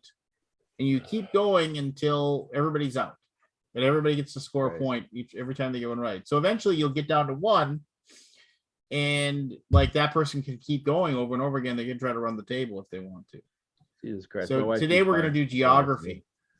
Oh boy. Anthony has to get 2 right to get a full point. Come on. This is geography. It's not useless information. He's not good at everything. So whatever Anthony scores, we're going to have it.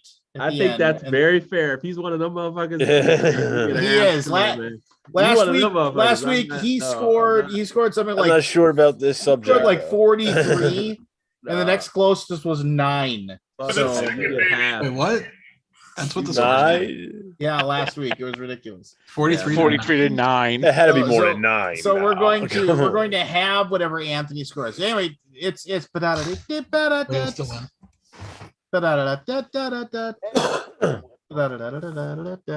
From television studios in Hollywood, it is the new. Yeah, no, this is going to be geography. So here we go. Everybody took geography in school, right? Nope. So we're gonna ease into this. We're gonna ease into this really nice and slow. We're gonna ease into this. Forrest, how many U.S. states are there? 50. 50. He had to think You are about it. correct, sir. Forrest gets a bonus point. No. So we're gonna name the U.S. states. Geography. We're gonna start with Barry. Barry, go ahead, please. Alaska. That is correct. I should hope so. Scott. Texas. Matthew. Rhode Island. Rhode Island. Very good. Yeah, Jeremy. this ain't gonna be fair to It Matt. was like a question. Washington. Washington. Very good. Forrest. Texas. No, California. California. Good old California. California. Okay, Anthony. New York. Back up to Barry. Arizona. Scott. Arkansas. Matthew. Arkansas, goddamn it. Utah. Fail. What? Said Jeremy. Arkansas. Fail. Arkansas. Jeremy. New Mexico. New Mexico. Forrest. Ohio. Round on the ends and high in the middle. Anthony. Connecticut. Connecticut. Connecticut. Where he resides now. Barry. New Hampshire was said. Right. Vermont. Vermont. Vermont. Scott. Tennessee. Tennessee. Matthew. Tennessee. New Hampshire. Jeremy.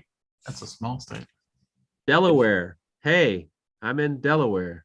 Forrest. I actually am. I didn't hear you, Forrest. North Dakota. Very good. My home state. Anthony. Maine. I'll let you all I gotta know. go to Maine. I wouldn't call gotta this go to trivia. Maine. Running right now, we've all Nobody's nobody's missed, and we have everybody's tied. We've got 18 of the 50 states named. Yeah. Barry, At all? That's was Massachusetts said? you gotta just give me one. I'm not saying anything. You say something that's already been said, you're out. Okay. Connecticut. You are now out. No. Damn. I remembered one of them being said. I just couldn't remember which one. That one. That one. Scott, Wisconsin. Wisconsin. drunken Scotties. Hey, listen. Hey, listen Represent. up.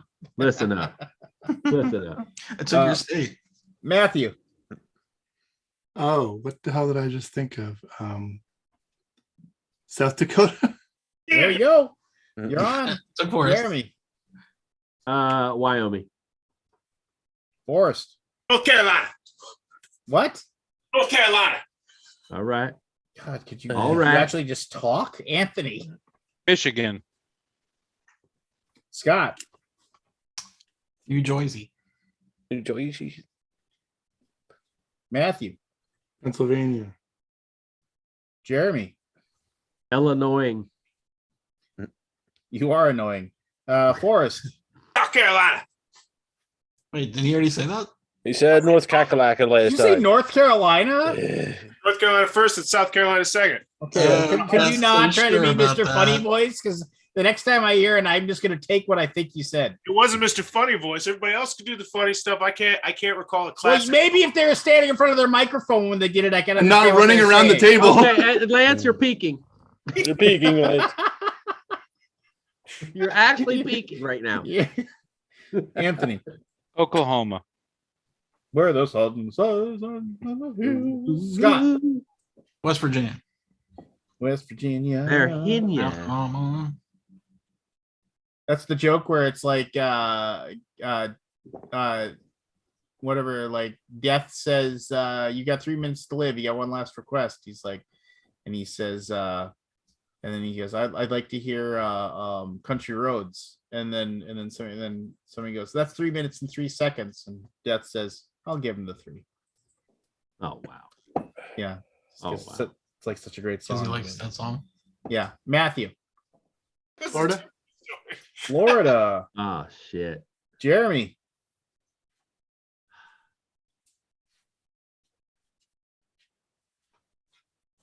Washington. 5 seconds. What? Washington. You already said Washington, and now you're out. Oh, dude, I didn't say DC. Well, anyway, whatever.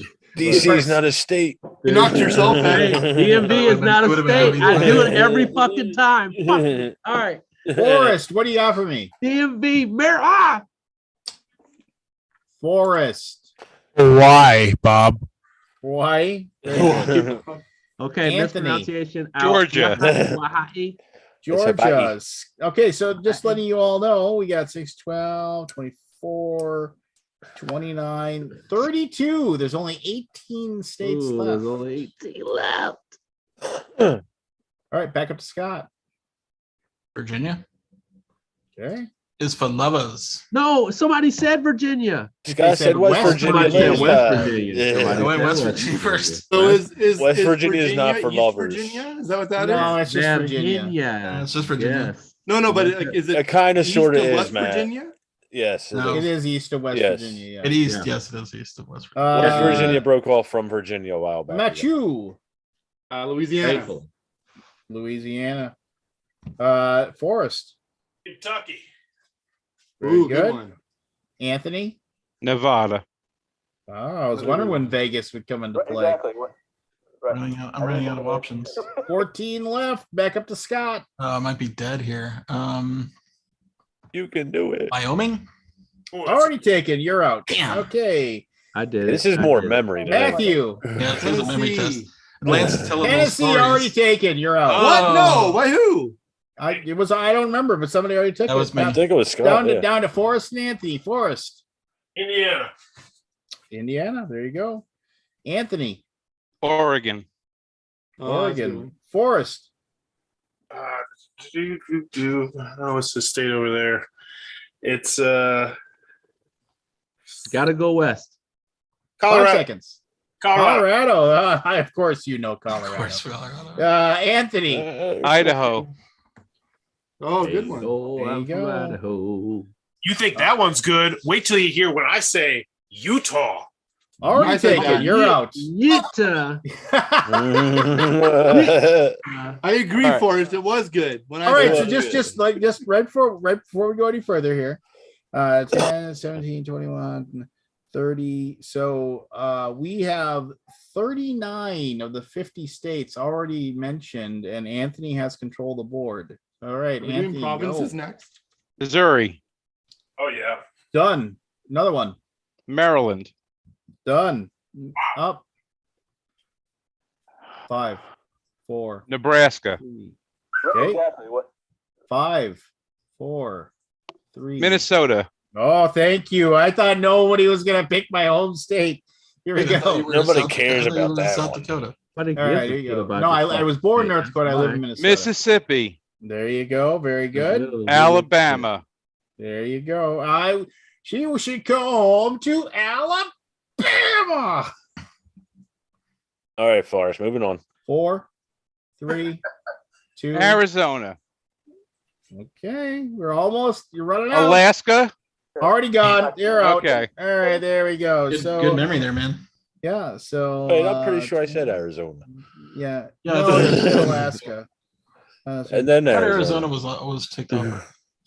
Hold on. Maybe it was. Hold on. Let me check. Oh, you're actually right. So I should have blocked him out earlier. So Anthony got 15. 15. I don't know if I trust the announcer on this one. What did we miss? Shut your mouth.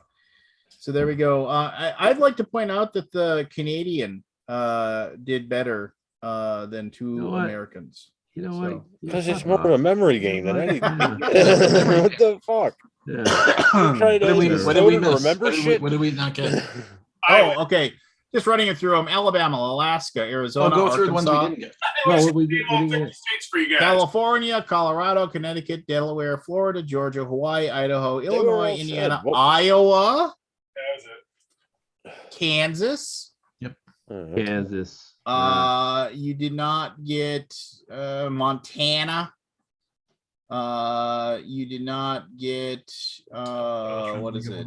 Yeah, I'm just saying it's like you got Rhode Island, South Carolina, South Dakota. Puerto Rico considered I a don't think state? anyone said New York. Nah, it's more a No, somebody said New York. territory rather. Anthony said New York. So yeah. Anyway, First round. there we go. Very good. Y'all went back to grade school. That was fun, right? Yeah, fuck that. Who cares So- about Montana? Yeah. Exactly. So let's Fuck, go I want ahead. to know the Let's states. go I'll look it ahead. up on Google Maps. Let's Yeah. go ahead and we're gonna take a little flight. We're gonna take a flight across the Atlantic Ocean. Fuck. We're not you doing know- provinces and territories. Did you know that? It is commonly considered there are 46 different countries in Europe. Oh Lord, I'm done. There are 46 countries in Europe. So let's go ahead and begin with Scott Alden. He Ukraine. needs to give me. I'm sorry, what? Ukraine. Right off the bat, you're just going to go with the Ukraine. Well, it's now. right in my mind. Well, he's got to make the answer now because next week it might not be topical. It might not That's work. true. That's just guys. No doom and gloom. No doom and gloom. All right, Ukraine. Yes, Scott, you are Hey, correct. can I ask a rule question, Lance? You sure can.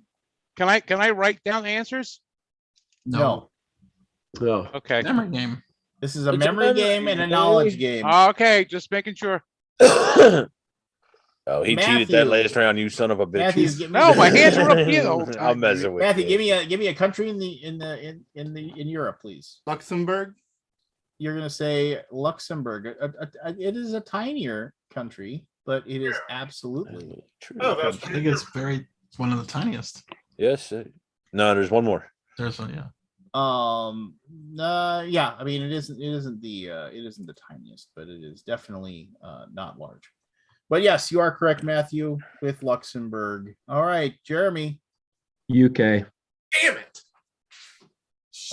United Kingdom EU is or- absolutely. Okay. I guess I would It call is it. absolutely a country. All right, Forrest. There's No big deal. There's 43 left. Yeah. That's all. Just 40. The big ones are not been taken either. I gotta say, Italy sounds right. That just sounds right. Italy is All right. a country in the EU. Very good, Forrest. Anthony, France. also a country in the EU. Well, this isn't the EU. It's just European countries. European I shouldn't be Yeah. saying the EU because Yeah, that you is should. not what I'm going by. Barry, what do you got for me? Denmark. Of course, you know Denmark. Why would that be?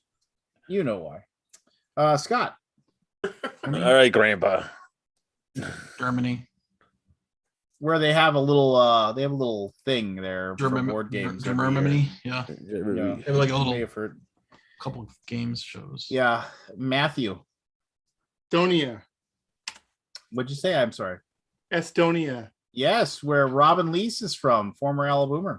One of the original Yeah, we haven't seen it in a while. Alaboomers. Oh, wow. Robin Leese, yes. Now he just designs games. Good for him. Love that guy. Yes. Love Robin. She come on. I wish I could see him again. Jeremy. Poland. Also good choice because it is definitely a European country. I got a nasty email from somebody in Poland today. Forrest, Sweden. did you say Sweden or Sweden? I said Sweden. Sweden. You got it. Man, you think more about Anthony. we than I do. Spain. Lady of Spain. Yeah, there you go. You're on the. All right, let's go. Barry. Norway. One day I'll travel Norway. That's like the one place in the world. I may actually win this because of basketball. Scott. Czech Republic. Where there's a board game company or a couple board game companies. Yeah, a couple. But yeah, very good, Matthew. Finland. Finland, a country where I'd like to be. Nobody knows that song from. All right, it's Monty Python. Jeremy. Moving on. Croatia. You are correct. Croatia is good. Forrest. Amsterdam. That is a city in Denmark. You are out. I know it was going to happen, Forrest. I was waiting for which one. Which one? I went when I was in Europe, so I just assumed it was a country. Yeah. Wow, this country is really small. It's just this one town. It's amazing. Yeah, isn't that most of Europe? Oh, No. Anthony. Portugal. Thank you. It's a made up place.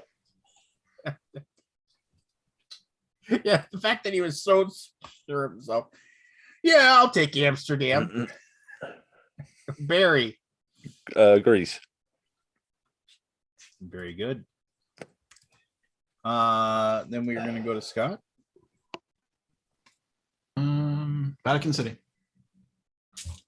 That's a country? Unfortunately, that is not considered to be a country. Are you serious? That's a That is country. serious. So No. Look that up. Check that again. What is it then if it's not a country? It's not what it's called, Scott. It's called something else. Oh man. That's what I was just trying to think of.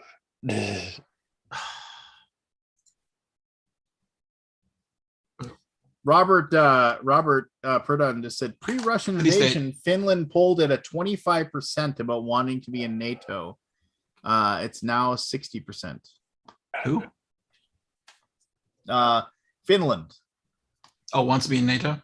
Now they don't want to do be it? in NATO. Yeah. Huh. Oh, Funny how that works. Yeah, whatever. All right. Well, according just so you know, Kawiki Kid just pushed her glasses up on her nose and said that Vatican City is a country in Italy. Is a country. It says an independent city, state, and enclave located in Rome, Italy. Yep, I'm gonna say no. I mean, incorrect. I don't know. What about Amsterdam? Is that one back on the table? No, it is not. Matthew, give me one, please. Netherlands. Excuse me. Netherlands, you're good. No mistakes there. Let's go to Jeremy. I'm gonna go with Serbia. Nice. I'm good. I'm good on this one just because I watched basketball. All right, Jeremy, Serbia. Forrest, You're just gonna keep going on the through Baltics. basketball players. You got all the Baltics. Switzerland. Switzerland is correct. Where everybody must own a gun. Barry. The Republic of Ireland. You are correct, sir. In figures, as far as you're concerned. Scott. I'm out. He's out. If Scott's Oh out. yeah, you're out. City's Yeah, out. sorry. Yeah, Scott. I just want to call your name so I could say you're out. Matthew. Thanks. Germany. Already taken. Now Yeah. you are out, Matthew. Yeah, this is the Jeremy. hard part, Matt. Latvia. Latvia is a country in Europe. Forrest is out. I just wanted to call his name. Anthony. Belarus.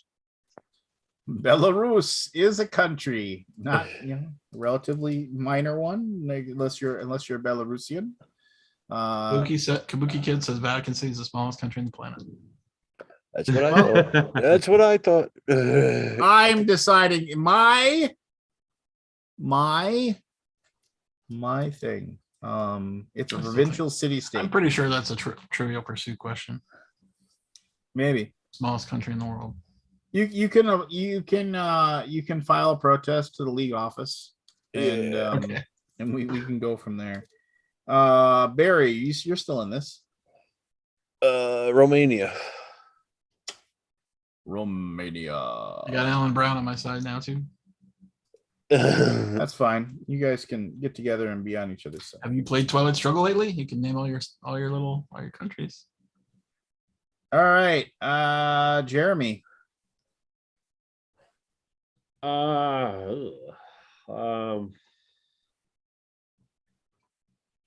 Five, 4, basketball. 3. Did I say Armenia? Are you going to say Armenia? Armenia. You are out, Jeremy. I'm sorry to say. I'm part of Europe. What is Armenia part of? It used to be part of the Soviet Anthony. Republic. Is it Middle Hungary. Yes, I am, but do you have a guess? All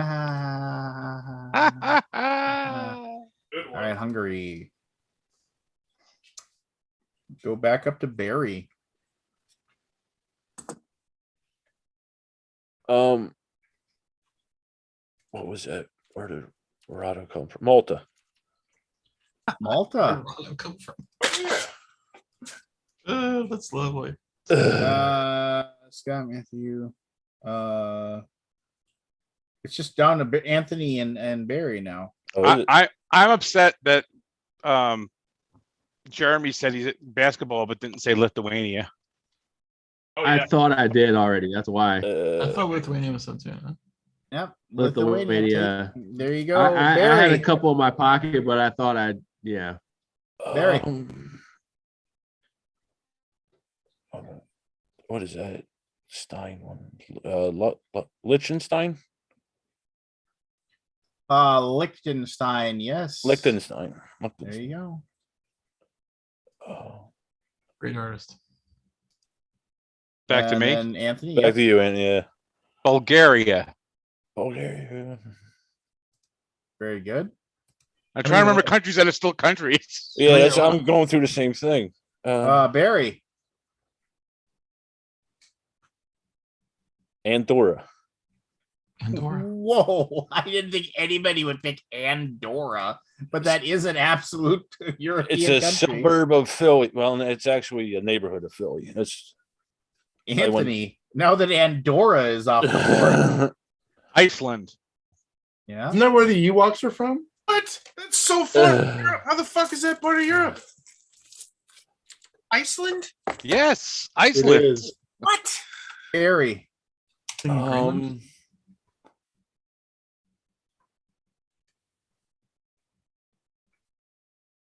What the hell is that island? Crete? Crete is not an answer that is correct. I apologize. You are now out. I wasn't sure about that one. All right, Anthony, go on the table, Anthony. Cyprus. How many are left? And now you're out. What did you say? All right. So what we have left, these are what you didn't pick. You guys did not pick Austria, Sweden, Belgium. I thought someone said Belgium. I was going to say So did Belgium. I, yeah. Bosnia and somebody said Sweden. Herzegovina. I never heard of that one. Holy Slovenia? See, like it's Holy SEE, Holy See. Never heard of that one either. Kosovo, Moldova, Monaco, Montenegro, North Macedonia. Now this one you might not have heard of before. Holy Russia See is the Vatican City. That's the name of it. Yeah. What is? Holy See is the name of Vatican City. Oh, well, then you should have said Holy See. Sorry. Oh my god. Totally wrecked. Well, you know what? You got to use the proper names. What list is he using? Cyprus counts. According to You know what? You don't like it? You know, you you know what, Kabuki Kid? You come up with the lists. You come up with the lists and submit them. You can be the official snob list maker. Cyprus is a country, isn't it? This wouldn't have happened if we weren't playing By Felicia. Yeah, is it still? Anyway, I don't know. Anyway, you guys missed Russia. Well, We yeah. didn't miss it. We just didn't want to say it. I got knocked out too early. Yeah. Then San Marino, Slovakia, and Slovenia. Slovenia. Okay. Yeah. So, like in as a side note, every asterisk on single this time, channel on asterisk on this. On everything on these. every single time I ever have to like set up like shipping, I have to go through all the countries. Yeah, I have to go through all of these EU countries. I have to mess with them and like get everything correct and just like, and now it's even worse because each of them have their own VAT laws, so I have to go in and change them, and it's just such a giant pain in the ass. But anyway, that's just me complaining. What percentage of your sales are EU or European? I mean, it's one of those things where it's enough that we make a lot of money off. So backers, there are a ton of people that like in the EU that back games just because if they don't back them, they're never going to get them. Yeah, I mean, because it just isn't going to make it over there. So, and that's the nice thing too. When they're like, "Yeah, I really want this game," and you say, "Okay, it's like $60 shipping." They're like, "Fine, I don't care," because otherwise I won't be able to get it. Yep. So, law of supply and demand. Everybody's hilarious. Everybody's just hilarious. Like I said. You miss Czechoslovakia, Yugoslavia, East Germany. I almost said Yugoslavia. Like I said, you can submit it to your complaints to the league office. And you know what? Like I could say, I'll just say right now, Kid, you think you can do better? You go ahead and you send me a spreadsheet with a topic and a list, and we'll go by yours because I'm sure. I'll tell you, I almost messed up early. And I almost had Scotland. Oh, yeah, I was thinking the same thing. I was like Wales, Scotland, yeah, North Ireland. All right, here we go. Depends on the list you look at. Yeah. So we're gonna go back. We're gonna go back across the Atlantic Ocean. Back to Canada. We're gonna go to U.S. Man, we don't like Canada, man. This feels too much like school.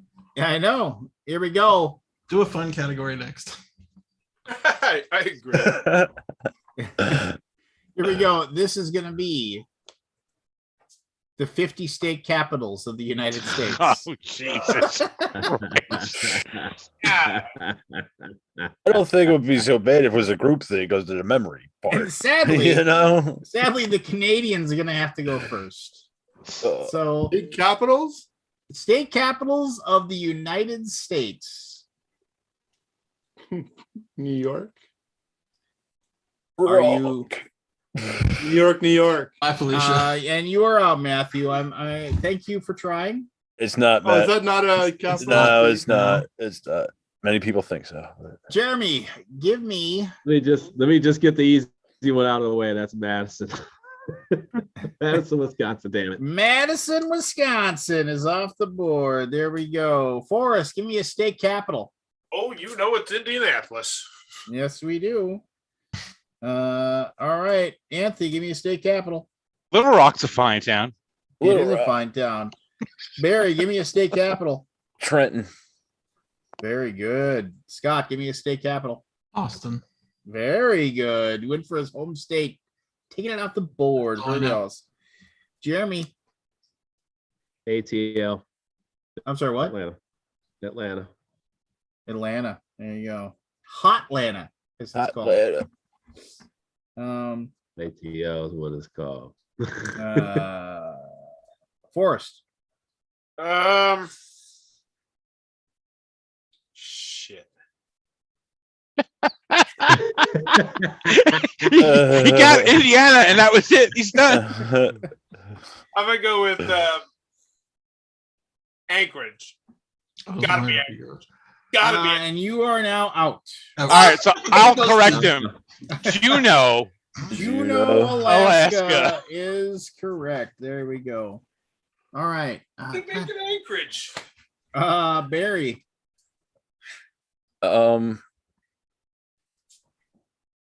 Matt, was New York ever answered? The memory part's fucking me up on this. I'm going to go with Dover. Delaware.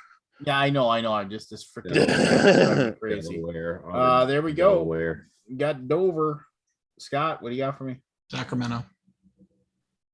The California. rarely everybody's like always like, whoa, wow, Sacramento, really? Why is that? You know, but yeah, actually, I'd love to live in Sacramento. Sacramento's a beautiful town. Jeremy. I'm just picking states. I lived in Columbia. What? South Carolina. Columbia. South Carolina. Yeah, there you go. In beautiful North Carolina. You know, wait a minute, no, you're in the wrong state there, Lance. wrong. South. No, South Carolina. Oh, sorry, South Carolina. Yes, you were wrong. Sorry. He was correct. I know that one too because I lived there too. That's it. Forrest, you're still out. Anthony. I'm only going to states I lived in. Albany. Albany, New York. New York, man. Yeah, I didn't remember if it was answered. Albany, I knew that. Albany's New York. Barry. What the hell was said already? California. I'll go with Harrisburg just because it's an easy one, but I can't remember what was said. You know the state though? Yeah, Pennsylvania. I'm fucking from there, right? Okay, well, it's you. I'm just making sure. All right. No, you don't have to. I'm just seeing if you do. Scott. Tallahassee. Ooh, Florida. It's a fun word to say too. Jeremy.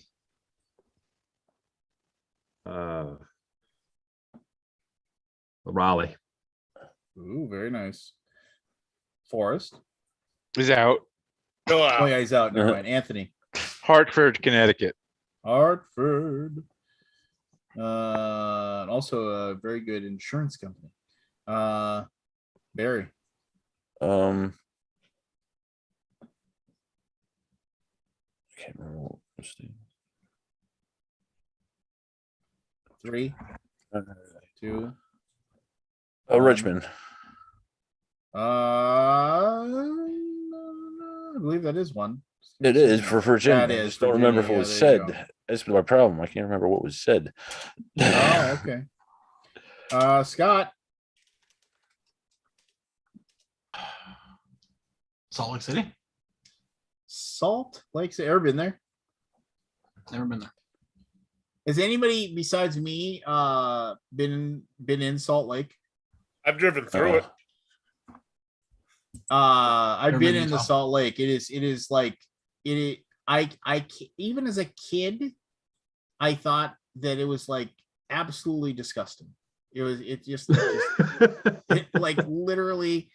I mean, and it's true. Like the salinity of the lake is so bad. Like it does. You don't sink in the water. Like you just like, I mean, you can kind of float. You lay in your back and you give yourself some, but you like literally like you can just sit in the water because it's so salty the water is, and it's just like, and I remember being a kid, I went there with my dad, and I remember and I saw these people showering because there's all these stalls to shower when you leave, and I just was envious of getting out there and just getting all this grit and salt and crud off my body. It was disgusting.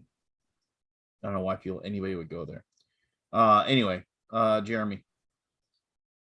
LR. Little Rock. Already said. That was already said, unfortunately. It's a good answer. It's a fine town. Fine town. Fine town. Anthony. It's not a fine town. Bismarck, North Dakota. Named after Bismarcky. No, Otto von Bismarck. There's a large Western don't fucking disrespect the guy. And they named it after the German leader. Barry. Boise. Yes, in Idaho, which is also a very nice state to visit. I would never live there though. It's very pretty though. Scott.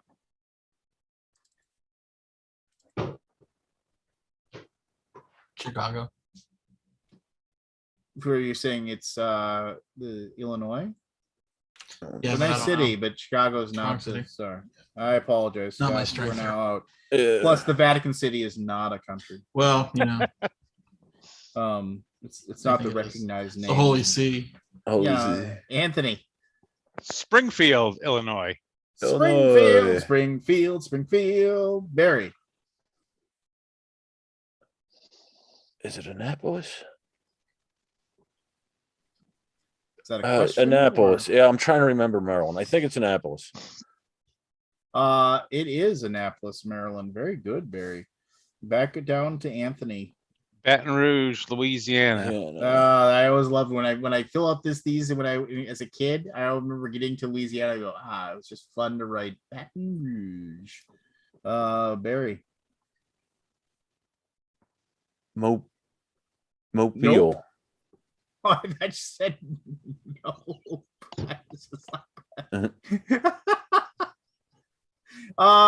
No, Mobile is not the correct answer. Oh, this is gonna be boring now. Yeah. You could take a fall. Yeah, you could just take a dive. Take a dive, man. I can't take a dive. All right, Jackson, Mississippi. Going to Jackson. Don't mess around. Santa Fe, New Mexico. Yep. Did I say we're cutting his points in half? We're cutting it into 1/3. Lincoln, Nebraska. That is correct. Concord, New Hampshire. See, I can't even count down fast enough for you. 5, 4. Boston, Mass. Boston, Mass. I thought Boston was said. Augusta, Maine. Augusta, Maine. 5, 4. St. Paul, Minnesota. I love that town. 5, 4. Jackson, Mississippi. You already said Jackson yourself. Oh, I did. So now you're out. Literally 2 seconds ago. Helena, Montana. Helena, Montana is definitely on there. Honolulu, Hawaii. There you go. Salem, Oregon. Some others that you missed. Montpelier, Vermont. Olympia in Washington. Cheyenne, Phoenix, Wyoming. Arizona. Yep, Phoenix, Arizona. So there you go. What was Alabama? Alabama was Montgomery. Alabama. Montgomery. We got Baton Rouge, did we? We got Baton Rouge. Yeah, we got Baton Rouge. Topeka, Kansas, and stuff. All right. So now this one's gonna be a little easier. This one's gonna be a little easier. Yeah. We're gonna stay in the United It's States. gonna be Mexican territories. I was about to say, are we What going are they? States? territories? I don't remember what they're states. called out. They're They're states. Okay. I know Guadalajara. All I know is Chihuahua. Jasco, is that a state or a city? I don't remember. Somebody just said, Chad Roberts, what is saltier, Great Salt Lake or Lance during grievances? Oh, I have a grievance after this. Oh, no, let's game. take a break. What's your grievance? I want to hear it. So, got pretty cold last night. Went down to 50, 45 actually. So I turned the heat on. The heat's not been on for like a week. And I fell asleep, went to bed, fell asleep, woke up 4 a.m. and I'm like fucking frigid. Like my arms are ice cold. I could feel pain. I look at the thermostat, it says 51 degrees in my room. Like, what? How is that possible? The heat, we just got the air conditioning serviced yesterday. So I look at the thing and it says heat, it's on, it's running. Okay. I turn it off and turn it on again, because that's always the solution. Nothing. So I'm just like, okay, more blankets, bundle up, just like, okay, I gotta call the stupid air conditioning company tomorrow. Get up, it's ice fucking cold. I think it's like 50, 55 at that point because the sun is out. I'm like, what the fuck? Even with the air conditioning off, or the heat off, it wouldn't be this cold. So we get the air conditioning guy comes over, he's like, I feel like the air conditioning's on. I'm like, is it on? Because I couldn't hear, couldn't hear the vents or anything. I didn't feel anything. It just felt ice cold. So the heat and the ice and the cold got crossed. Oh man! For their maintenance yesterday. I mean, I'm not blaming them, but I'm kind of blaming them. You got that's. He goes, it's been sending power to the AC all night. So it's good to know that your house can get down to 51 degrees. Ooh, that's with cold air. That's with cold outside, right? That's like hypothermia there, Scott. I know. We're lucky we survived. I was feeling pain when I got out of bed, man. I was like, ooh. Oh my God. Like, how your hands just hurt. I ran them into the hot water and it's like they hurt, It's even worse. Don't do that. Couldn't believe it. Gradual warm. I froze myself last night. I should have turned it off, is what I should have done. Yeah. Didn't think about that though. Anyway, there's my grievance. That's a grievance in 90 seconds, Lance. 90-second grievance. Sometimes. Well, there's no reason to drag it out. There's always a reason to drag it out. It's for the elocution of the story. Anyway, here we go. Elocution, this is going. I'm not such a rock on tour. A raconteur. All right. Yeah. So we're gonna stay in the United States. Stay in the United States. Matt's like, can I go now? There's only gonna be 30 answers. Okay. In the United States, I want the 30 cities that have the most population. The top 30 most populous cities in the United States. Kick off, guys. You already know one. I'm trying to get to bed before 1 a.m. one night this week. All right. Well, if you're gonna go, you're gonna go. Thank you, though. It's been fun. Mm-hmm. All right. Good night, Matthew. All right, night, guys. Yeah. So we'll just go ahead. So all of Matthew's points will go to all of his 11 points will go to whoever finishes second to Anthony. So just letting you know. Still lose. There's a bonus of 11. But we're starting with Jeremy. Jeremy, give me a city that has the most popular, one of the top 30 most populous cities in the United States. LA. You're gonna go with Los Angeles, number two. Number two is Los Angeles. He loves it. Very good. Forrest. New York. That basketball will help me here. New York City is correct, sir. That is number one. Number one answer on the board. Anthony. Chicago. Number three answer off the board. Chicago. We got Evan coming in hot. We're gonna ask him. He's gonna get this question right Give now. him Matt's points. 42. 42. Correct. Evan, just because you weren't here for it, you're gonna get Matthew's points. He had 11 points. You're gonna take those on. And Evan, right now we are going through the snob of geography, and the question put to everybody is the most populous cities in the United States. Mhm. New York City, Los Angeles, and Chicago. The top three answers are already off the board. So give me one of the remaining 27 most populous cities in the United States. What were the three already taken? New York City, Los Angeles, Chicago.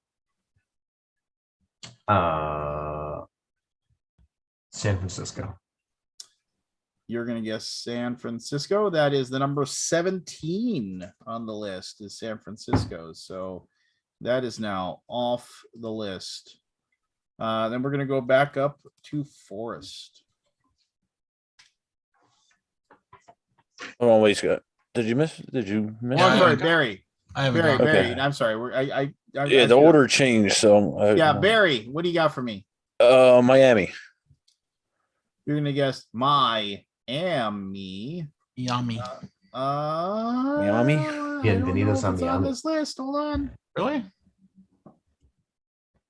It is not, Barry. I am sorry to tell you. I'm questioning this list. This list. There's a question. This list. There's already a question. Yeah, 30. Come on, I knew it was low, but not below 30.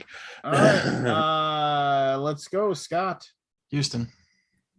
Number Houston. answer. Number 4 answer on the list is Houston. All right. Jeremy. Philly. Philadelphia. Yes, that would be the number 7th most populous city. Forrest. Let's go with Dallas. Number 6. Dallas is actually number 9. Number 9. That's an old list. You're an old list. Yeah. So but it's on the list. So there you go. Anthony, Boston. did you say Boston? Boston, as in Boston, Massachusetts. Number 21 on the list, but still on the list. On the list. Evan. Back to me. Oh, geez. Washington, D.C. Yep. Washington, D.C. Number 20 on the list. Number I wonder if they 20. count the whole DMV on that one though. Yeah, I don't know about that one. Yeah, that I'll sounds say like empty DC half of the year. alone, no way. All right. Yeah. Barry, you're I think out. they count the whole Scott. DMV. I'm not sure. San Diego. San Diego, number 8. Santiago. Santiago. Wales. Matthew's not here. Jeremy. ATL. Hotlanta. You're going with Hotlanta? Yeah. Oh. And you are out. Hotlanta is What? not one of the top 30. Really?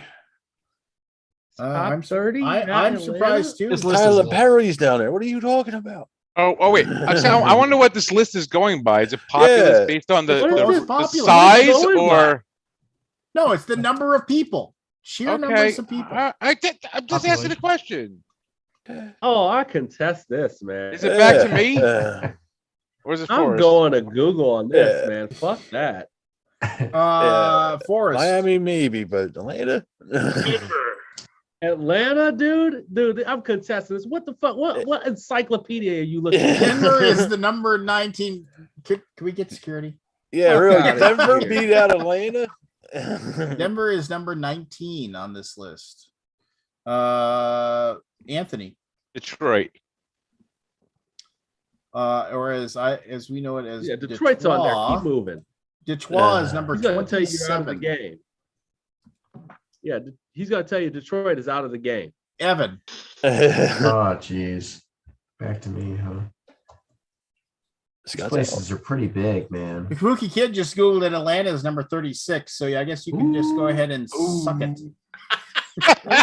Oh, I'm gonna go New Orleans. Oh, fuck you. Just fuck you. Oh, damn it, I was gonna say that one. Suck it, Fuck Trebek. you. New Orleans, you're out. Oh, good. You're welcome. Barry, you're already out. Scott, you're still in this one. No clue, but I'm gonna say San Antonio. San Antonio, number 6. Number 6, a very good guess in San Antonio. All right. Jeremy, you are out. Suck it. suck it, Forrest. Jeremy. Oh, You in Atlanta. Fuck Atlanta. Fuck you guys. Forrest. I'm surprised, Jeremy. I really am. 3 seconds. Charlotte.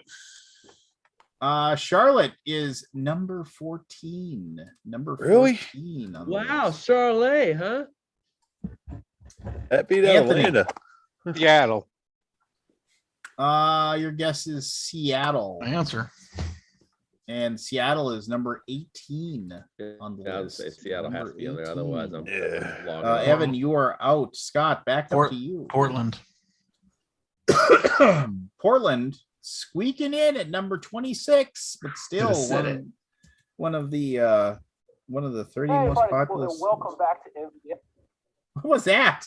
I'm going to say Forrest. It's I'm Forrest every editing. week. Yeah. Forrest, you're still in this, aren't you? Oh yeah, of course. Yeah. I think he is. 5. I'm gonna go with Cleveland. Well, and you can go visit there because you're out of this game. Cleveland's not this. Anthony. Phoenix. Anthony, stop. Read my mind. Phoenix, Arizona, number 5 on the list. Number Wow. 5. I wonder I if put it. the I thought in the 20s. I didn't think the Yeah, 5. really. Back up to Scott. Buffalo. You are now out, sir. So what is it? Forrest and no, it's just Forrest, Anthony. yeah. No, Forrest is out as well. Yeah, so it's just Just Anthony Anthony. running the table. All right. 5. Come 4. on, Jacksonville. Jacksonville, number 13 on the list. That beat out Miami. Nashville. Nashville, number 23 on the list. Oh. 5, 4. San Jose. And you are still in. San Jose is the number 11 on the Really? list. Wow, that's a lot of people. 5. I don't remember it being that big when I lived there. Said Austin is in Austin, Texas. Austin, Texas. Austin, Texas is number 10. Yeah, definitely. 5. Took a lot of Californians. 4. Columbus, Ohio. Number 15. 5. Cities don't seem to be that 4. big. Hartford, Connecticut. And now you're out. Okay. The ones you missed are number 12, Fort Worth. Wait. Can we do it like the states, and can you just list them all off? Really, Fort Worth that big, Scott? I only went to the tourist. I would have combined it, but yeah, I guess so. Indiana has a state that is the 16th most. Indianapolis. Yeah. Texas has another city that's number 22. Amarillo. Dallas. No. Dallas. No. What's that? Dallas, Houston, Austin. Dallas, Austin, Houston. San Antonio. Houston. What else is there? Well, in English, it's known as the Paso, but it's actually El Paso. El Paso. Huh. Didn't know that was that big. Oklahoma has one, number 24. Oklahoma City. Oklahoma City. And then we have one in Nevada that's number 25. Reno. Vegas, the city that never Vegas. sleeps. Then we got one in Tennessee at number 28. Nashville, was that? I thought that was already Knoxville. Nope. Memphis. Memphis. And then we got a Kentucky at number 29. What's Kentucky? Louisville. And then Jeremy, we got Wisconsin Pride at number 30. Madison. Milwaukee. Milwaukee. Milwaukee. Yeah. Milwaukee Did you just is a name- big little city. Did you just It's a name big off the little first city. 30 nuclear targets in a? It's bigger than Atlanta. It's big. It's 6 spots You better. know than what, Atlanta. guys? You know what? Fuck that. Okay. Okay. That wasn't needed right there. All right. So we got Barry with 16. What can I defend Jeremy for a second? All right, so Jeremy, Atlanta has a lot of people, but a lot of people who say they live in Atlanta don't actually live in Atlanta. Yeah. They don't. They live outside of it. Yeah, They It's live a in big Gwinnett. suburb, right? But they always tell live in people Gwinnett. I live in Most people live Atlanta. Gwinnett. Yeah. All right. That's So right now, basically what it before we is. do the last category, I thought about it when I said it, but Gwinnett is big. It's a big place, and it's right next to Atlanta. But people say Atlanta. So there you go. Before we do the last category, we have Barry with 16. Okay. Scott with 18. Evan. Asterisk. Yeah. Scott with a hard 18. Evan with 14 after he adopted Matthew's points. Jeremy with 16. Forrest with 14. Anthony with 173. And after adjusting Anthony's score for inflation, Anthony has, let's see here, math is hard. Anthony currently What's the number? has 13.33333333. He's got 41, but remember we're dividing it into 1/3. Anthony's got a Wow, wait, how to go down to a third? I thought you were divided by half. well, it's 21's not 20 is not insurmountable. 20.5. It's a rolling go. It's a moving goalpost. We'll just change it up here. All right. All right, here we go. I'm the oldest one here too. I want to point that out. You are old, Anthony. Mentally not though. Lance, I think. All right, here we go. Grandpa one. And then thank goodness I'm not a grandpa yet. Let's see. We're starting with Anthony, I guess, with this one. And here's we're going by not by population. We're going to travel around the world, ladies and gentlemen. And we're going to use metric here. We're going to use metrics. This is square kilometers. Square kilometers. Oh, I have the 30 largest countries in the world. Okay. And there is a hard cutoff at 30 because everything under 30 is less than 1 million kilometers squared. So all of these countries are 1 million kilometers squared or greater. So just to give you a little, without mentioning names, the smallest one on this list is 1,002,450 kilometers squared. And the largest country on this list is 17,098,242 kilometers squared. Okay. So here we go. For all the marbles. Anthony, go. China. China, number 3 at 9,706,961 kilometers big. Evan.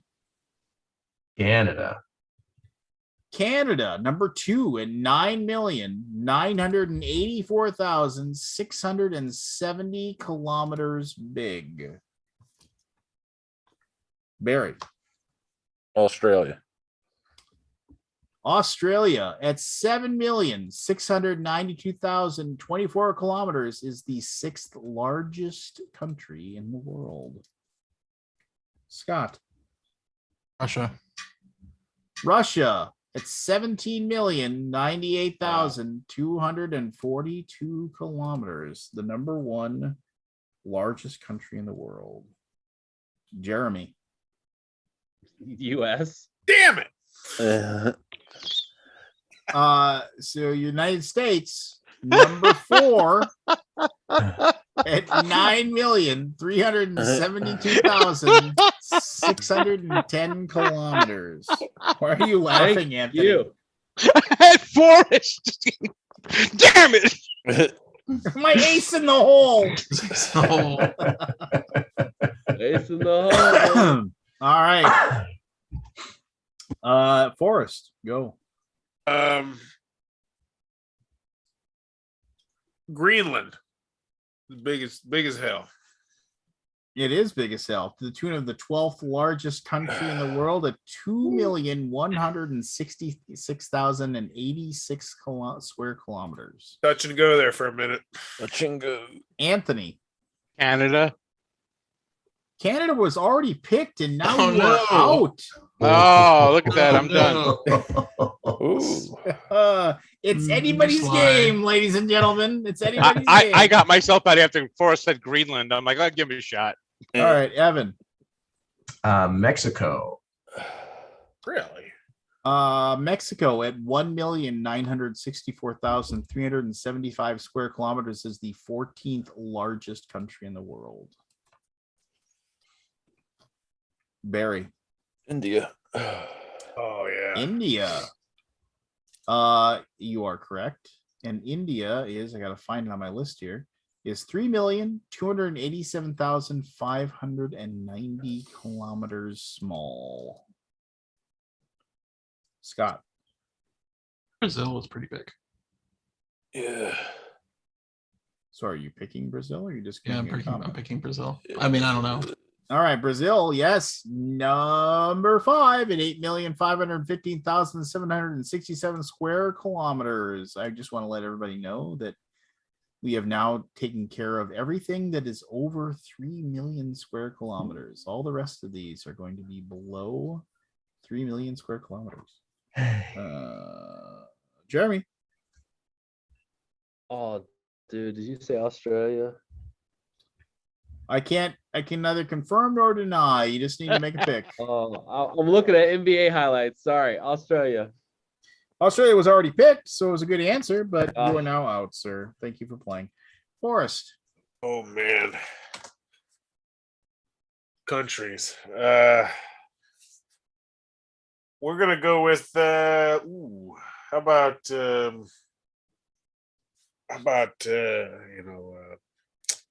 something in Africa. Kenya. Kenya, Africa. Kenya is a country in Africa. I will fully agree that it is a country in Very Africa. small. However, it is unfortunately not. I'm trying to think Africa myself there first. So, Forrest.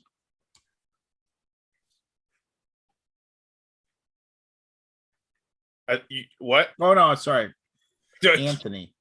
I'm already out. I said Canada after someone else did. So that's right, Evan. I apologize. You got one job as a host. I'll stay on the Africa train. I'll go Egypt. Oh yeah. So Egypt is 1,02,450 kilometers. It is the 30th largest. Wow, snuck in there. It just sneaks in there on the end. Nice. Barry. What is that before Russia and China? Kazakhstan. Good job, Barry. 2,724,900 kilometers. Kazakhstan is definitely Pakistan, beautiful country. Scott. I want to say Saudi Arabia, but I'm not sure. Is it that big? It feels like it's big. I'm gonna go with Saudi Arabia. It is big. 13th largest in the world, big at 2,149,690 square kilometers. Jeremy?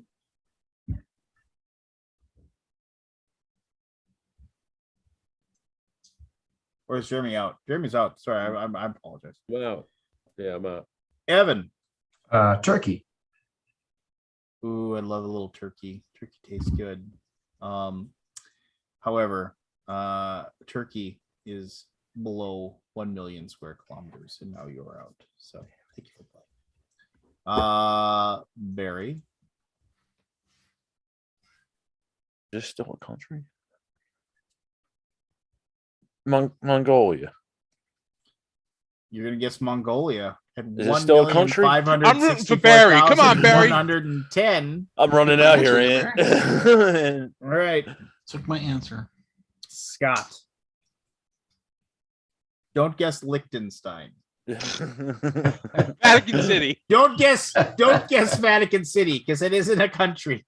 And I'm gonna say. Holy see. Did we say Iceland? I don't think It did not. Yes. Let's go Iceland. Well, you're out. How big is Barry. Iceland? Not less than 1 million. Come on, Barry, run the table. Sudan. Sudan at 1,886,068 square kilometers is number 16. Go Barry. Go Barry. Oh, fuck. I'm running out here. Anthony. What? 3 or 4 more, you'll beat Anthony. Divided by 3. You said Turkey was out, right?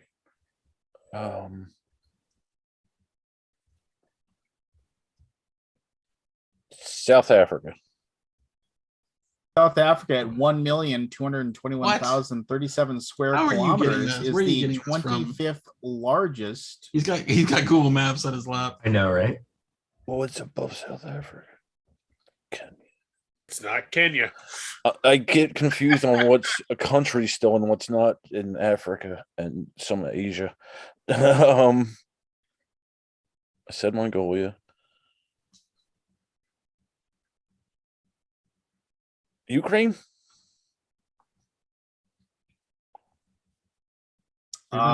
Ukraine is not on the list. No. Okay. So can I come back in? No. Come on, Ed. We have number 8 was Argentina. Yeah. Indonesia. No, Indonesia. Well, and then number 10 was Algeria. Number Chad. 12, number 11 was the Congo. Number 15 was Indonesia. Number 17 was Libya. Number 18 was Iran. Number 20 was Peru, then Chad, then Niger, then Angola, then Mali, then South Africa, which was mentioned, then Colombia, Ethiopia, Bolivia, and Mauritania. Yes, you missed Mauritania. I didn't miss it. All right. So final scores are 21, 21, 11. Oh, no, sorry. 16. And then 17 for Jeremy. And then Forrest with 14. And then let's see here, doing the math. 10, 15, 20, 25, 30, 35, 41.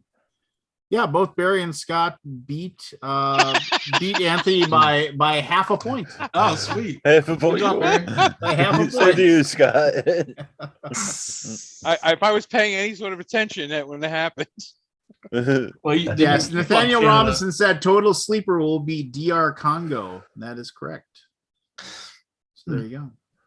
Yeah, some of Africa. I have to say, it's not my favorite subject. Nah. Well, I kind of like. I honestly, Especially when the source lists are not correct.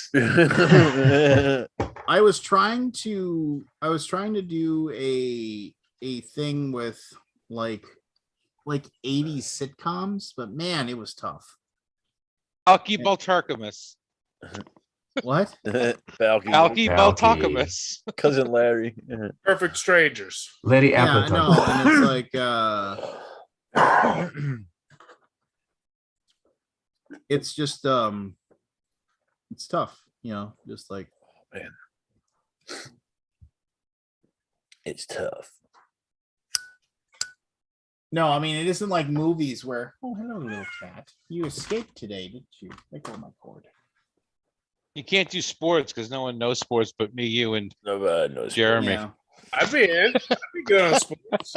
Yeah, forces. A lot of crazy stuff did happen in sports. 42. Recently. So, I mean, like if you went like just NHL teams, that would work for a little bit, but then like the people that know those would be like, you take the obvious ones like the Penguins and the Ducks and the Sharks and Columbus Blue Jackets. Yeah, man, Blue Jackets are a tough team. The Wild are doing pretty well now, though. So I want to say about people with Elden Ring. I've played a lot of it, and it is extremely frustrating. And the only way that I've actually I'm not good at that game at all. So I just go out and there's like a field where you can kill like these 40 creatures that are worth like 2,500 experience points each. And I just go there and listen to a podcast and go kill these 30 creatures, then go back and rest, then go kill those 30 creatures again, then go back and rest, and do that for like an hour and just over level myself for the area that I'm in so that I can survive. But the storyline and the world is fantastic. It's just aggravating as hell. You want a difficulty switch? I've said that they should just do it, but they won't, Yeah. Well, we had a very long argument. We talked too much about it already. Yeah, and Chloe just went crazy and just I did think it was funny where somebody posted a comment. Man, it was comment was after we had that giant argument, I was trying to tell Chris why this would possibly happen. And he was just arguing both sides of the coin, and he just wouldn't and somebody said, man, it's it's crazy. Chris is just never wrong.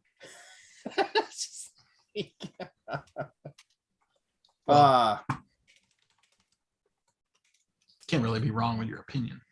I know, but opinions can be wrong. Yeah, I was gonna say, I feel like that's people can be wrong in their opinions.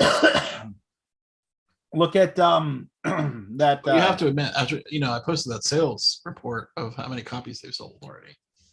The 12 million compared to their old, and it's off the scale with their old games. So they got a whole new audience. The reason why Cluey's not on tonight is because Bobby Hull went to his house and beat the crap out of him. Bobby who? Bobby Hull. Yeah. We had the whole thing at the end. He was talking about Bobby Hull couldn't touch one of the guys in the league this year. Yeah. No. How about that? The guy who wrote Tecumel, which was basically one of the original RPGs. Turns out he's a Nazi piece of shit. He died 10 years ago, though. So what did the Brandon Sanderson novels end up at? Is it done yet? Oh, They were at like 23 million or something, weren't they? I think they're a little bit higher than that. Someone's got to change the Wikipedia page for Kickstarter. 7 days left. They're at 32.4 million. Jeez. So they're not even in their final week. Good for them. 32.4 million. wow. Yeah, he did a fantastic job on that video. It was a good video. And then he had like the video right below it that went like more in depth. I thought, it was really good. Forrest, did you see there's a guy who's totally copying you and doing your thing? Oh, is he? Cool. Yeah. Good. He has like 151 subscribers though, but yeah, he's He has a doing, big like, the lake house poster on his wall though. If other people start doing it, it'll be more normalized. I mean, more pie to eat. I gotta find the guy's YouTube, and he ripped apart Title Blades, the Kickstarter for some reason. Wait, he's criticizing Kickstarters? Yeah, he was doing a like. I thought he was trying to be There's a guy who does that. His name is Sean McManus, whatever. He does it, and he does it like in a news radio type style. It's a waste of time, but he does it anyway, and he does it with flavor. But he's like a troll, and it's great. It's actually like good troll shit. So if you like the troll stuff, he will feed into it. But of course, after a year of evidence, it's proven that nobody's falling for his troll weekly. Sometimes twice a week. But yeah. Is that the guy you're talking about, Lance, or is that a different dude? No, I gotta find it because he like his whole video was about how he thought that like having like daily reveals or something like that instead of true stretch goals was like misleading and what have you, and then they responded to him, but like I went and watched this video for like 5 seconds and I was like, yeah, I'm not gonna watch this. I'd have to find it now. Yeah, not gonna watch that. Well, I mean, whatever, you're making trying to whatever. Do your own thing. I mean, now that I do it, and I do it all the time, it does surprise me when people don't do it, just because it's so easy. It's so easy to put up the content. It's hard to critique. Yeah. No, I actually, I was gonna say, I totally agree with you, Aldi. It is so hard to critique, and the big one, the first people, the first thing is with reviews, you like people can like at least understand, hey, this is your opinion, you're coming into your own. We want to know random guy's opinion, right? And after a while, they go like from who the fuck is this guy to like I like his opinion. Whereas like looking at a Kickstarter page, man, who the fuck are you? Like who the Forrest, fuck are who you? the fuck are you? Like who? Like honestly, like when you say, "Hey, I'm running a business over here," and who the fuck are you to tell me that I'm not running my business right?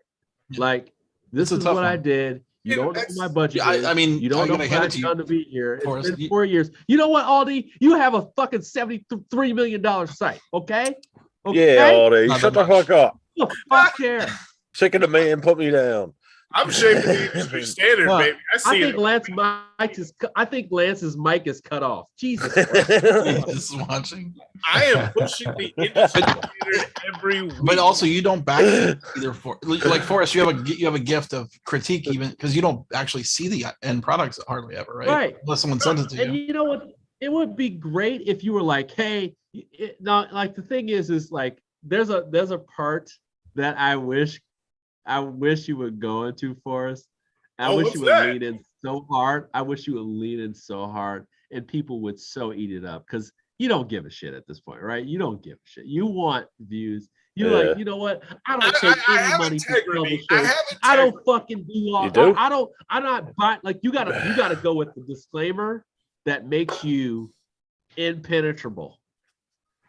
You got to say it up front. You gotta say, hey, I'm here to critique. I'm here to no page is safe. I don't get money from publishers. I give my opinion. I'm not bought. I mean, dude, you gotta lay in it. You gotta lay into it hard. I don't like. I like the path I'm on. Like, I'm routinely hitting 20 people a stream, like a couple times a week. Like, it's growing. I don't think I don't want to put it over the top. Like, I want it to be just. Why? I want you to put it over the top. I want you to because I don't know what. Maybe you and Stallone over the top. I want you to have your 50 viewers over the top. I will lean into it. I couldn't remember the character name.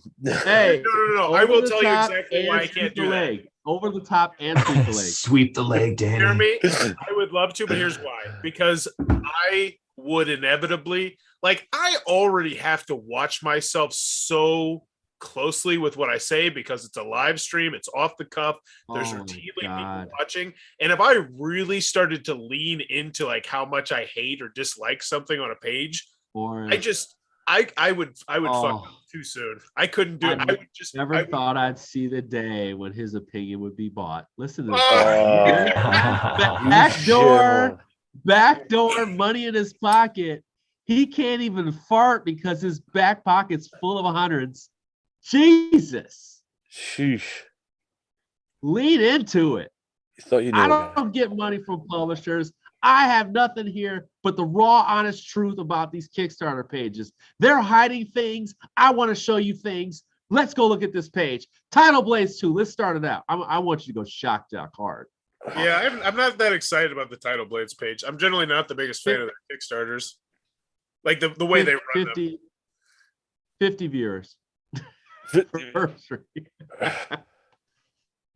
I mean, honestly, like Forrest. I mean, I've said this many times. You want to get people that care. It's like you be hypercritical about stuff that people are getting excited about. I mean, just like I mean, that's. I mean, and back it up. I mean, like I've said repeatedly, it's like one of those things where if I wasn't a publisher, I would hand out my opinions on everything all day long, and I would just say, whatever. But I mean, it's not my job, because it's all, it's like I'm in a world where, I know how tough it is to publish. I know how tough it is to, make that money and get those people and make them excited, and that's tough and that's difficult, right? And it's just kind of like, but I see like big companies, like, in my opinion, making mistakes all the time.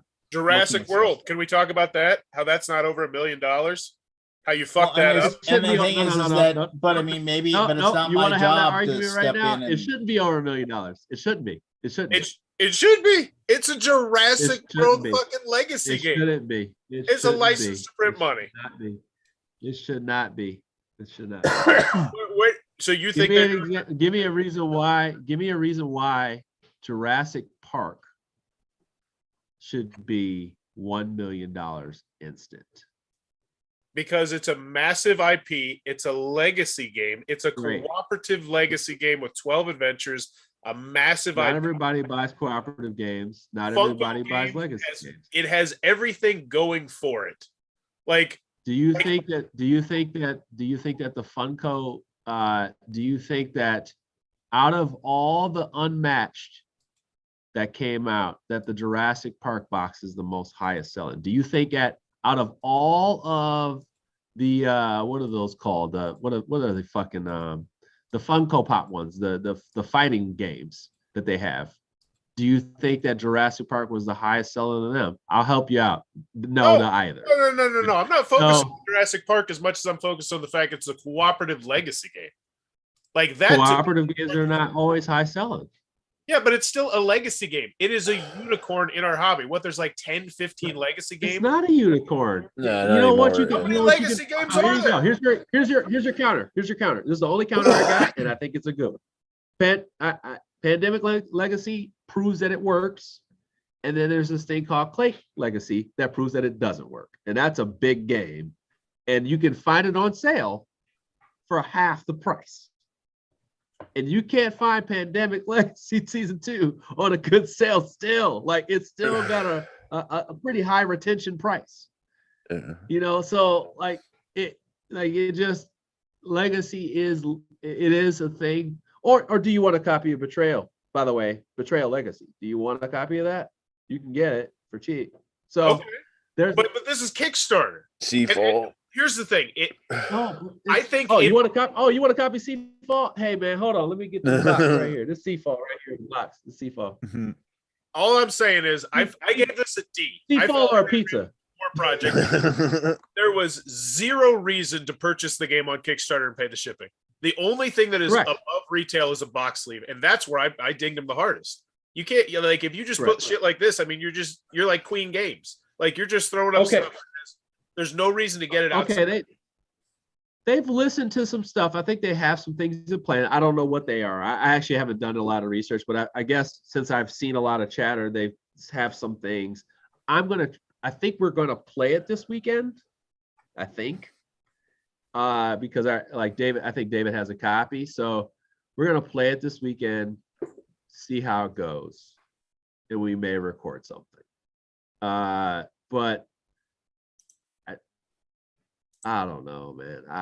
Like this. Did you go to PAX U? What? Did you go to PAX? Did you go to PAX U? No, I didn't. Okay, because I saw it there, and I saw what they were doing with it. It seemed really interesting. I think the hardest one with that is that, like, I don't know. I defer to you on this one, Lance. Like, I wish you cared. I really do wish you cared for 1 second, but I know you don't. Because that MSRP for that type of game, 120. Jesus Christ. And 20 for shipping. But no. But like no. You have to think practically. Like, you have to think parts and all that shit like that, because it's got a lot of shit in it. Plus the IP, which you got to pay. Plus the size of the box now. Plus some shipping that people are baking into it. And then, all right, now we're gonna add some shit into this because people are complaining, right? It probably will never see Target unless they order 30,000 of them, which they're not going to order 30,000 of them. Target's not feel like, no, I'm not going to order 30,000 of a game that has MSRP of $125. I'm not, because it's not going to get down to $79.99, and unless you're talking about $79.99, which I'm not sure I would even take it for $79.99. I think people just think that this shit is going to happen. I'm like, that's not going to Target. It might go to their website. I think they sell Descent on their website, but I don't know, man. I feel like you either get it here or you don't. So it's like Kickstarter or bust. Maybe it is a little more expensive. I don't know, man. But I guess it's being it's a tough product. It's a tough product to pitch. That's what it is. That's what it is. Because backers are completely. And my biggest way, like, I'll ask everybody here, and I think I know the answer. If you put an extra 0 in this number, would you be surprised? If it was, instead of 246,000, it was 2,046,000, I don't think any of us would bat an eye. I would be surprised. I'd be shocked. I would be so surprised. Really? I'd be shocked. I'd be shocked. Okay. I mean, again, I looked at it and I was just kind of like, this doesn't look fun.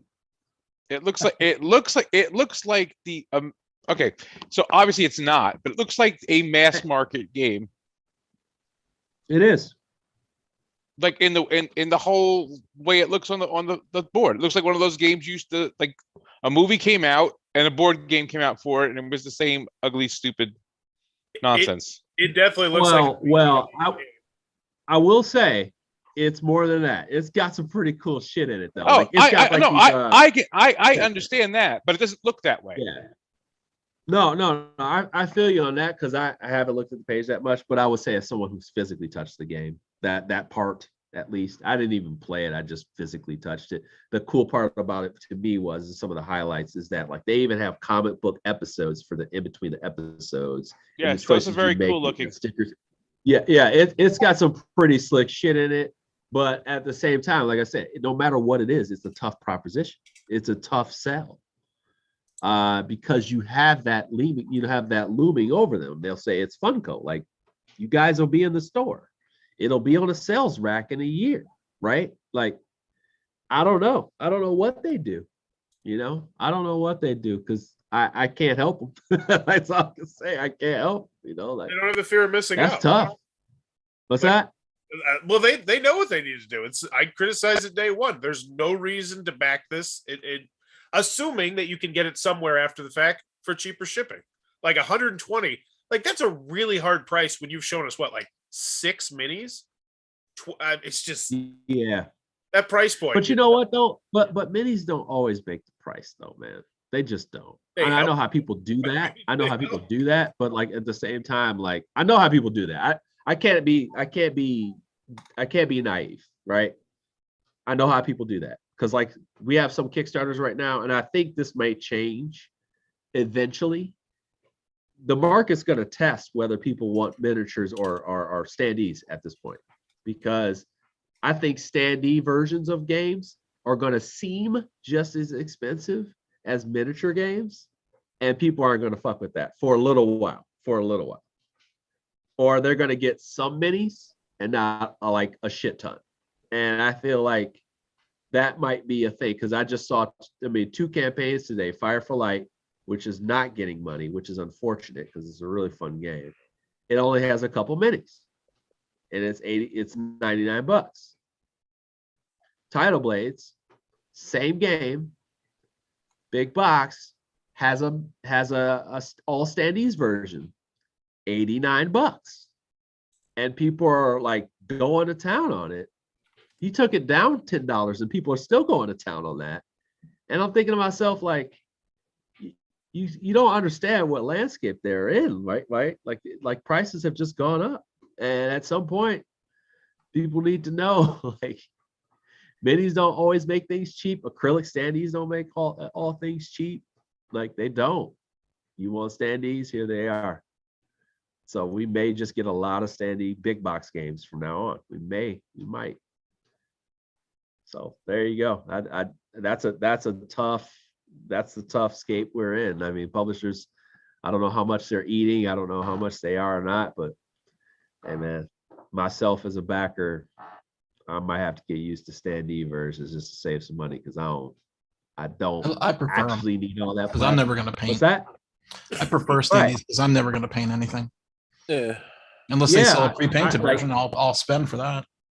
But I know that's really impossible. Oh, dude, Aldi. Look at these. These are for Burn Cycle. They're brass. Are they pre-painted? They're brass and they're washed. Cool. And they got magnets on the bottom, and you click to this thing. Oh my god! Is that shipping now, or ridiculous? Is that going to Kickstarter? Yeah, it's shipping now. Oh, no. Hey, Lance, I got a quiz for you if you want to go through it. You can play. For it. So these are the top most popular slang words by year. A year? By year. I'll tell you the year and I'll give you a hint and you have to figure out what the slang is. From where? America? I don't know where this is. This is from Town and Country magazine. America, yeah. Okay. 1970. It's a term that never really died out as an alternative for nerd. Geek. Nope. Dorky. Which means a whale penis. Yeah. Dorky. You call somebody a dork, you're saying you're a whale penis. Okay. This one has too much information. Let me see. In the original citation for this one, you'll find this sentence: passing the acid test of time will probably be the privilege of a very few groups, and I don't think the blank will be among them. 71. 71. This is my birth year. Mine too. I don't remember this being popular, but maybe I wasn't. Passing the acid test of time will probably be the privilege of very few groups, and I don't think the Grateful Dead will be among them. Groovy? No. No. Deadheads. Deadhead. Yeah, I was trying to remember what they were called. But you saw a deadhead sticker on a Cadillac. A little voice inside your head went, "Don't look back. You can never look back." Perhaps reflective of the increased popularity of therapy, whether individual or group, comes this ever useful word. Shrink. What'd you say? Shrink. No. What was 71? I didn't catch it. Deadheads. Deadheads. Gotcha. Guilt trip. These are hard. A reference to this, interestingly enough, the Atkins diet makes its debut the year before, 1973. Carbs. Carbo. Close. Someone who really likes motorcycles. The next year it's the name of a great band. Motorhead. Motorhead, yeah. That was a slang word. The ace Yeah, of spades. yeah. The ace of spades. This one had two meanings. One was for the how do you say that? Burgeoning California health scene. But the other one was for the increased need for alcohol and drug addiction treatment. Rehab. What happens in rehab? Detox. Ruthless business jargon begins to permeate culture with this term to describe a particularly aggressive form of negotiation. Strong arm. No. That's a good guess, though. Hostile. No. Hostile takeover. Let me It's think. when you're negotiating and it's a baseball term too. Hard nose? Strike out. Hardball. Hardball. 1977. Yep, it's a beer. Bud. No. Brew. That's a good Close. guess. Brewski. 1978. A feast of food, usually junk food. Snacks. In Junk a food. sentence you'd never really hear in a diet-related story. Gorge. Pig out. Yep, pig out. Yeah, that's a good one. As boomers get older, so does their desire to look backward. History repeats itself, doesn't it? 1979. Retro. I think retro is better, but it's Nostalgia Fest. I don't know if Nostalgia Fest. Okay. Okay, I'm gonna skip 1980 because is that a slang? Refers to a hair that does this rather than cooperate into curls. Raggle. Fizz. Did you say? What'd you say, Evan? What'd you say? Straggler. Fly away. I said fizz. Close. Frizzy. Frizzy. That's not. Is that a slang word? Yeah. It's like a real word. It's what you tell the mall security guard to take when you're just hanging out with your friends, like in this photo, 1981. Take a hike. No. Eat my shorts. Chill pill. Chill pill. Chill pill. It's a little later, Evan. Interestingly, the 80s brought a whole new vocabulary for describing the male physique, and the blank of them all. Arnold. What? Buff. Yeah.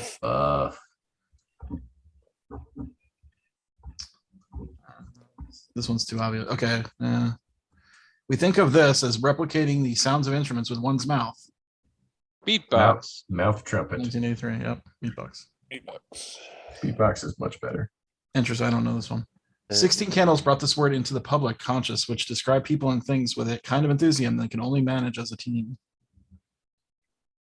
I don't remember this at all. 1984. All the time. Okay, hold on. It's not dweeb. No.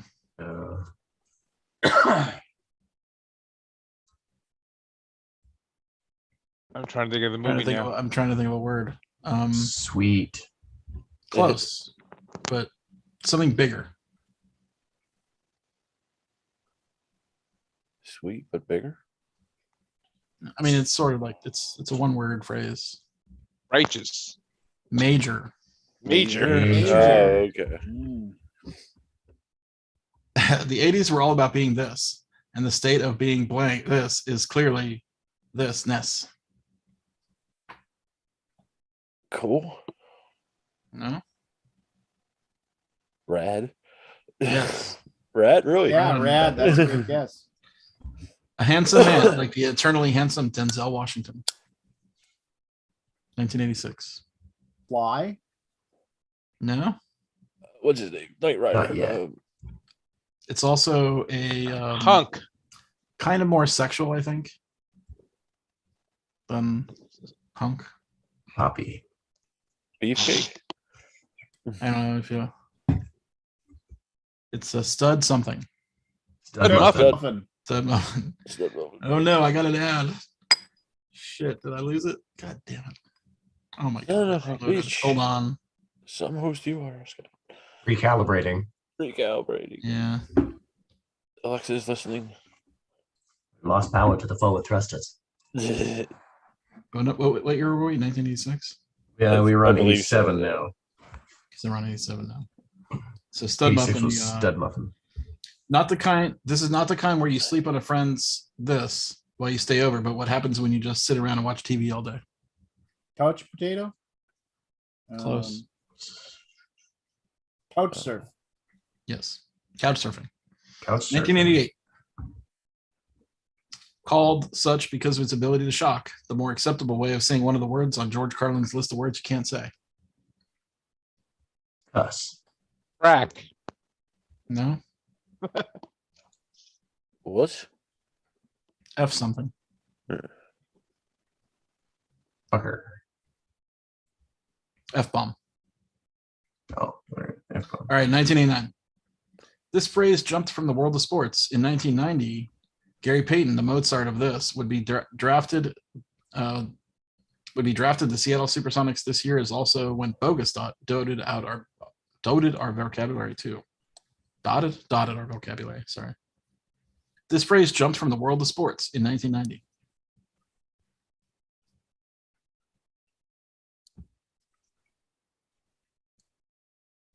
Trash talk. Denied. Trash talk. Nothing says this like alternative spellings, especially if you're a young teen describing your new awesome Game Boy. Breves. 1990. The fuck? Cool with a W, K and a W. Okay. The unmentionables of choice for Sears models: Tom Cruise in Risky Business impressions, and of course, NYC's Naked Cowboy. Oh, Haynes. They're a BB. slang Tidy for a slang. Whiteys. Undies. Tidy Whiteys. Tidy Tidy Whiteys. Whiteys. The SNL sketch and movie Wayne's World brought this almost immediately overused declaration. Way. No, the other one. Not. Not. Not. 1993.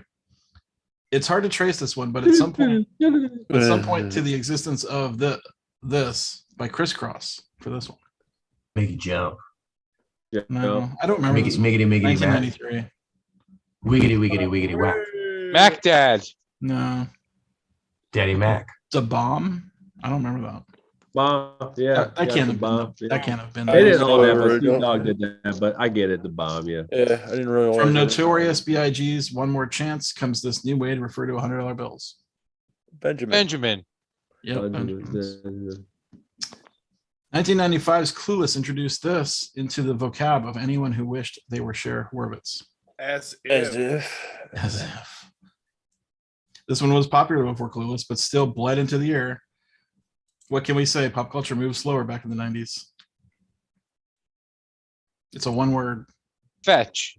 But No. fetch. That's later. Okay. Whatever. Whatever. That's not a Well, good that's Mean Girls. That's so fetch, right? one. Yeah. Stop trying to make fetch happen. Remember Will Smith's this song? That was 20 Get years jiggy ago. with it. Get Jiggy with jiggy with it. I don't get jiggy with this shit. You hear me? I I still say that to this day. You get jiggy with this shit. Put another ad on my page. Blanked it out. God damn. Hey, folks, I gotta go to bed, man. You have a good one. Hey, Jeremy. All right, man. It was Take it nice easy. to see you, Jeremy. Nice to see you, man. Nice Good to luck see with you. the business. Yeah, man. Thank you. What is the business? You didn't tell us. Oh, dude. No. You know, I do localization stuff now too. So Oh yeah. busy. Yeah.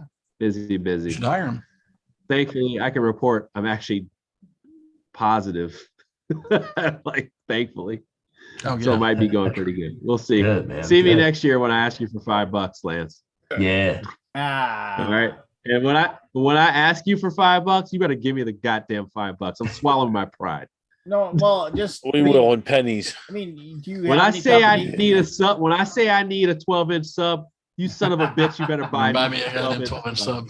You hear Our, me? And if I say Get a $5 foot long. don't you fucking stutter. Don't you fucking stutter. Okay. Are you gonna? I mean, are none of your connections want Last Light though? I mean, is that what you're trying to tell me? I'm talking to him about Last Light. We still have to actually play, Lance. Yes, I know, and you got to tell me when Only you're takes like available, an hour. man. Yeah, we have to make that happen. No bullshit. We do have to make that That's happen. good, man. That's good. Yeah. All right, go to bed. All right, man. Hey, yeah, I know. I need some rest. As you can tell, I look amazing. All right. Good night, buddy. Night, man. Okay. Keep going or stop?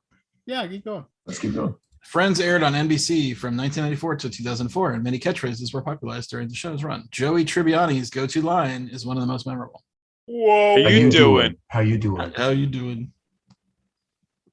You know who probably loved this word? Elizabeth Taylor, 1999.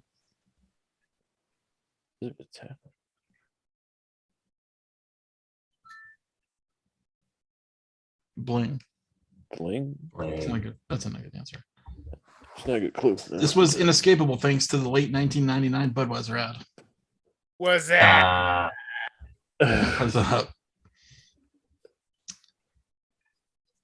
Terrible, but thanks to the popularity of low-rise jeans and thongs, this became a whale tail. Whale tail, you're on it, man. A whale's vagina. Like most of the slang in the 90s and the aughts, it's hard to pin down, but we're putting it here because of the Oxford English Dictionary added it to this year, perhaps inspired by No Doubt's 2000 hit This. Don't speak. No Doubt's 2001 hit. Don't speak. Something good. Something good. Hella. What'd you say? Oh, I'm in the wrong decade on this one. Someone said it. Hella good. Yeah, hella good. Hella. Refers to your friend. This is 2003. Refers to your friends who would do anything for you, including go to all sorts of embarrassing concerts. Besties. No, this is before that. 2003. Crew. It's also a marshmallow. Marshmallows. Peeps. Peeps. Peeps. Peeps. Peeps. I hate them things. The use throughout the early 2000s, much like whale tail, this phrase grew in popularity. So as low-rise skinny jeans grew in popularity. It refers to the part above your jeans. Tramp stamp. No? Oh. Treasure chest? No. G-string. Treasure chest. It's also a food. What's it? Oh, never mind. Never heard of Yes. treasure chest. Snack time. It's part of a thing you eat for breakfast. Trail You mix. would take it and you would tear it off and eat it. Some Treasure bakeries trail. Pleasure treasure. Some bakeries sell these. Just this. Pop Tart? Muffin top. Muffin top. Muffin top?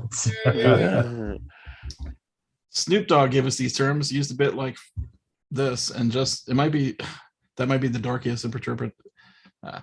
This doesn't work. Snoop Dogg gave us these terms. No diggity? No? No, that's Blackstreet. Oh, yeah, I'm sorry. Nothing but a G Residual. thing. It means for sure. Residual. Shizzle. Shizzle. Or faux cheesy. Fushigi.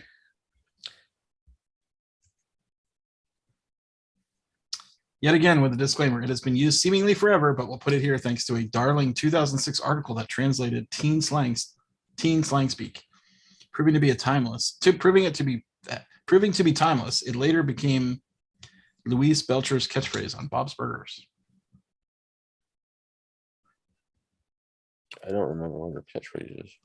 No idea. Sick. Sick. Well, this thing doesn't go all the way up to modern times. It's only go to 2006. Oh well, that's That's it. it. All right. I think so, unless there's anything after the break. No? Yeah, where's Fetch? Yeah, where's Fetch? Fetch was there. Fetch was there. Fetch turning lives, thing. man. Fletch All lives. Don't try to make I gotta- Fetch happen. It's 1:30 in the morning. I gotta go to bed. That sounds like a great idea. Yeah, let's. I mean, so let's call it an evening. It is. All right. Well, it's good to see y'all. Yeah, good if you just show up. What year do you think Ryan. Gunky came out? What year? What came out? Gunky. I didn't know that. Like Take a shot. Anybody have? No. 1937. 1982. 37. I would not guess 1937. that. Gunky. Nah, stuff wasn't gunky back in 37. Apparently it was. It was I mean, fresh the list dunk is back then. definitive for us. Definitive. It's a definitive list. All right, the definitive Gunky list. What's that? All right. Goodbye. All right, good night, everybody. Andy. Night, See you everybody. next I had another week. grievance. Oh no, what's your? Oh. Okay, you can add this to Yeah. that. I'll listen to your agreements. I want to hear your. I want to hear So the I signed up for FedEx text alerts. You know, when you get a package. Do you guys Yeah. have that? Anybody get it? No. So I've received 3 text alerts in the past 3 days saying FedEx tried to deliver a package and could not because you were not there, which is horseshit because I don't fucking go anywhere. I'm here all day. those bastards. They didn't knock on the door. So I tried to call FedEx today to figure out what happened to the package. And they put it for hold, right? Like, I got a couple more packages coming. How do you get hold of a person at FedEx? It's fucking impossible. You have to It's go tough. through, what's that? I mean, I haven't had to do it in a long time, but it's tough. It's real fucking hard. And I kept saying, you know, every prompt, you know, representative, you know, or agent. And it would not relent. It would not. It says, we need to know why you're talking to the agent. I'm like, I'm going to have to explain myself again. Just let me through. Yeah. I wasted a fucking half an hour. And so this is what happens. I finally get through. And the voice that comes on is so weird. Like, it sounded like a robot. Like, it was super crystal clear. I've never talked to anybody that clear, like on tech support or whatever the support line is. Crystal fucking clear. And a very strange, like, high-pitched female voice. Hi, how can I help you today? But it was like perfectly spoken, right? In a weird, like a very formal way. And I said, are you a real person? And then I got disconnected. So I call back. I'm like, I'm not letting this live. I was going to let it lie because I got other shit to do, but whatever. I'm like, oh, fuck this. I'm going to call. Yeah. I call back again. I go through all the rigmarole. I tried it, agent 100 times. Finally, I'm like, okay, here's the tracking number, whatever. Okay. She comes back on again. It's the same voice. And I said, she goes, hi, this is Mary. How can I help you today? And I said, what was your name again? And she goes, it pauses. I'm like, I'm sorry, what was your name again? Oh, Mary. Because I'm thinking it's a robot, right? Like, it's trying to robotic me. Yeah. No, it wasn't a robot. It was a real person. So I started asking other questions like that. Maybe a robot wouldn't figure out. Can you tell me what a stop sign looks like? Tell me what a stoplight looks like. I should have now. said, how long have you worked at FedEx? But finally, enough conversation had taken place. I'm like, this can't possibly be a robot. That's hilarious. But who knows, right? She just had a perfect voice. Weird. I mean, it was so odd. Perfect enunciation. Yeah. Very floral and high pitched, and like something's weird about that voice. It was the uncanny valley. It was an uncanny valley. 100%. I wish I could. What did you say? Why did you hang up on me? No, I said.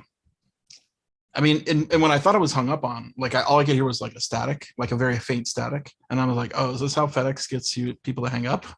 They don't answer." So pissed off. Back in the book. I had not a great day today with the sorry, conditioning in the FedEx. Yeah, those suck. There's a I had to wait half an hour for to change one night in my hotel room. A half an hour hold for Marriott. That's awful. No. Have you seen the meme of the kids screaming into the phone, representative? I've not. It's so perfect. He's like in a deep squat yelling at the phone, and the bottom says representative. So I love this too. I'm on hold, so right? Perfect. And it's repeating the same shit to me over and over again, though, because while I'm waiting. Did you know you could change your reservation online? log in at www.marriott.com. Yeah, I tried that already and it doesn't work. That's why I'm fucking calling you. You know what I hate the most? I hate when I'm enjoying listening to the fucking music and they break it up by Where is that? Yeah, and they break it up. It's always terrible. Still waiting. Press this number. It's like, yeah, I'm fucking still waiting. Like, what does this accomplish? Like, I'm still waiting. Like, this call would be disconnected if I wasn't still waiting. Why do I have to press a number? Why break up this shitty music? Makes me upset. Wait. Yeah. I'm going to share screen. It was a frustrating day today for me, for sure. Well, I want to see the meme. So if you go to dialahuman.com, it tells you how to get through to human. Any company. But it doesn't really work. FedEx will not let you through without you saying one thing. Like you have to I mean, maybe I could do it 10 more times. They're like, we know you want to talk. I mean, it was like how many times it went through. It goes, we know you're anxious to talk to a representative, but we really need to know where to redirect your call. And I'm like, how many different places are there to redirect my call? No, please. They're just weeding out a small percentage so they don't have to. Believe me, I was about to hang up again. Yeah. Well, that's what they want, right? Yeah. Ideally. Well, I don't. So the weird thing is they can't really do anything for you. They're like, we can put a note on the delivery so that the driver knows where to go. Because I live in a neighborhood and there's 2 streets. There are Breton Creek and Breton Woods, and there are 2 number 6s. So if you're a driver and like you don't really care, and I tried to call my neighbor, to the guy who lives at the other house, and he didn't answer. So I'm guessing he's not there. That's why he didn't call me to say you're getting a door tag or whatever. Yeah. So I should actually walk over to his house and see if there's any door tags hanging on his window. Yeah. Anyway, that's still super frustrating. Man. Yeah, modern day bullshit, first world problem. Still. Yeah. What's wrong with you, Scott? I guess you don't want to know Jen's grievance with your water bottle, man. What's wrong with the water bottle? The black one? Yeah, the metal ones. The metal one? Yeah. So Jen filled it up one night, put it in the refrigerator, went to work, opened it up in the morning before she went into the store and drank some, and she said, "This thing sucks. The water's still the same temperature as when I put it in." That means it's got a good insulation. Yeah. Listen. That's awesome. You need to put some ice in there. She went to work, and the car heated up and all. She came out, opened it up, drank some. It was the same temperature as the night before. And she's like, "All right, I had a Pollock moment. I take it back. These things are great." Yeah, that was her grievance. Gotcha. My grievance is you shouldn't include instructions for people like Jen, not to put the lid on it when you put it in the refrigerator overnight, because it'll just. Yeah, I don't know. Are there instructions on bottle? I honestly don't know. They seem obvious to me, but I've used mine, but I never try to freeze it or anything like that. Yeah, so she's impressed. You got another one with this the games coming up. That was her payment for making her play games. Yeah, that was very Archie Bunker of you, Barry, to say the moment. And you knew where you were there. It's not really the what? What's the line from The Big Lebowski? Sometimes you eat the bar, and sometimes the bar eats you. Hold on. No, when he says and please, dude, like not the preferred nomenclature. This is not the preferred no. This isn't a guy who came over here and built the railroads. Right. Yes. Well, it wouldn't be a Alaboom without one little thing. Yes, and let it be known that you can send all complaints to Barry at Barry@gmail.com. Just Barry at Gmail. Right there, I got a special folder. It's fuck you at Barry@gmail.com. It'll also be known a gateway gamer. What was it? What was the name of your? Yeah, gateway gamer. You can send them there. I'm only on the computer once a week. Do you only check your email once a week? Yeah. Oh God, it must be so great. Yeah, it sounds nice. Maybe you? I'm like checking. I check my email like once an hour. So I know. I hate usually, it too. Like today, Wednesday's usually my catch up on all my old emails. but there's lots of days where, like, Shane's like, "Why didn't you respond to your emails I sent yesterday?" And I'm just like, And it was like, so now I got in the habit of I got to check them every day, even if I've got other projects and everything else. So it's it stinks. Plus, if it's a customer service thing, we're supposed to answer within 24 hours. So your stuff ship out of China yet? What? Did your stuff ship out yet? We will. I mean, it's just. Stuff's booked, but it's just right. Waiting on the moment.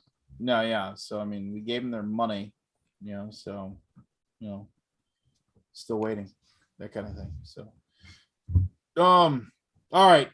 I'm tired. Now we're done. Yeah, now we're done. Well, there we go. Thank you. I got my venting out today. Oh, and if you want to hear a funny story that I can only share when we're off live, you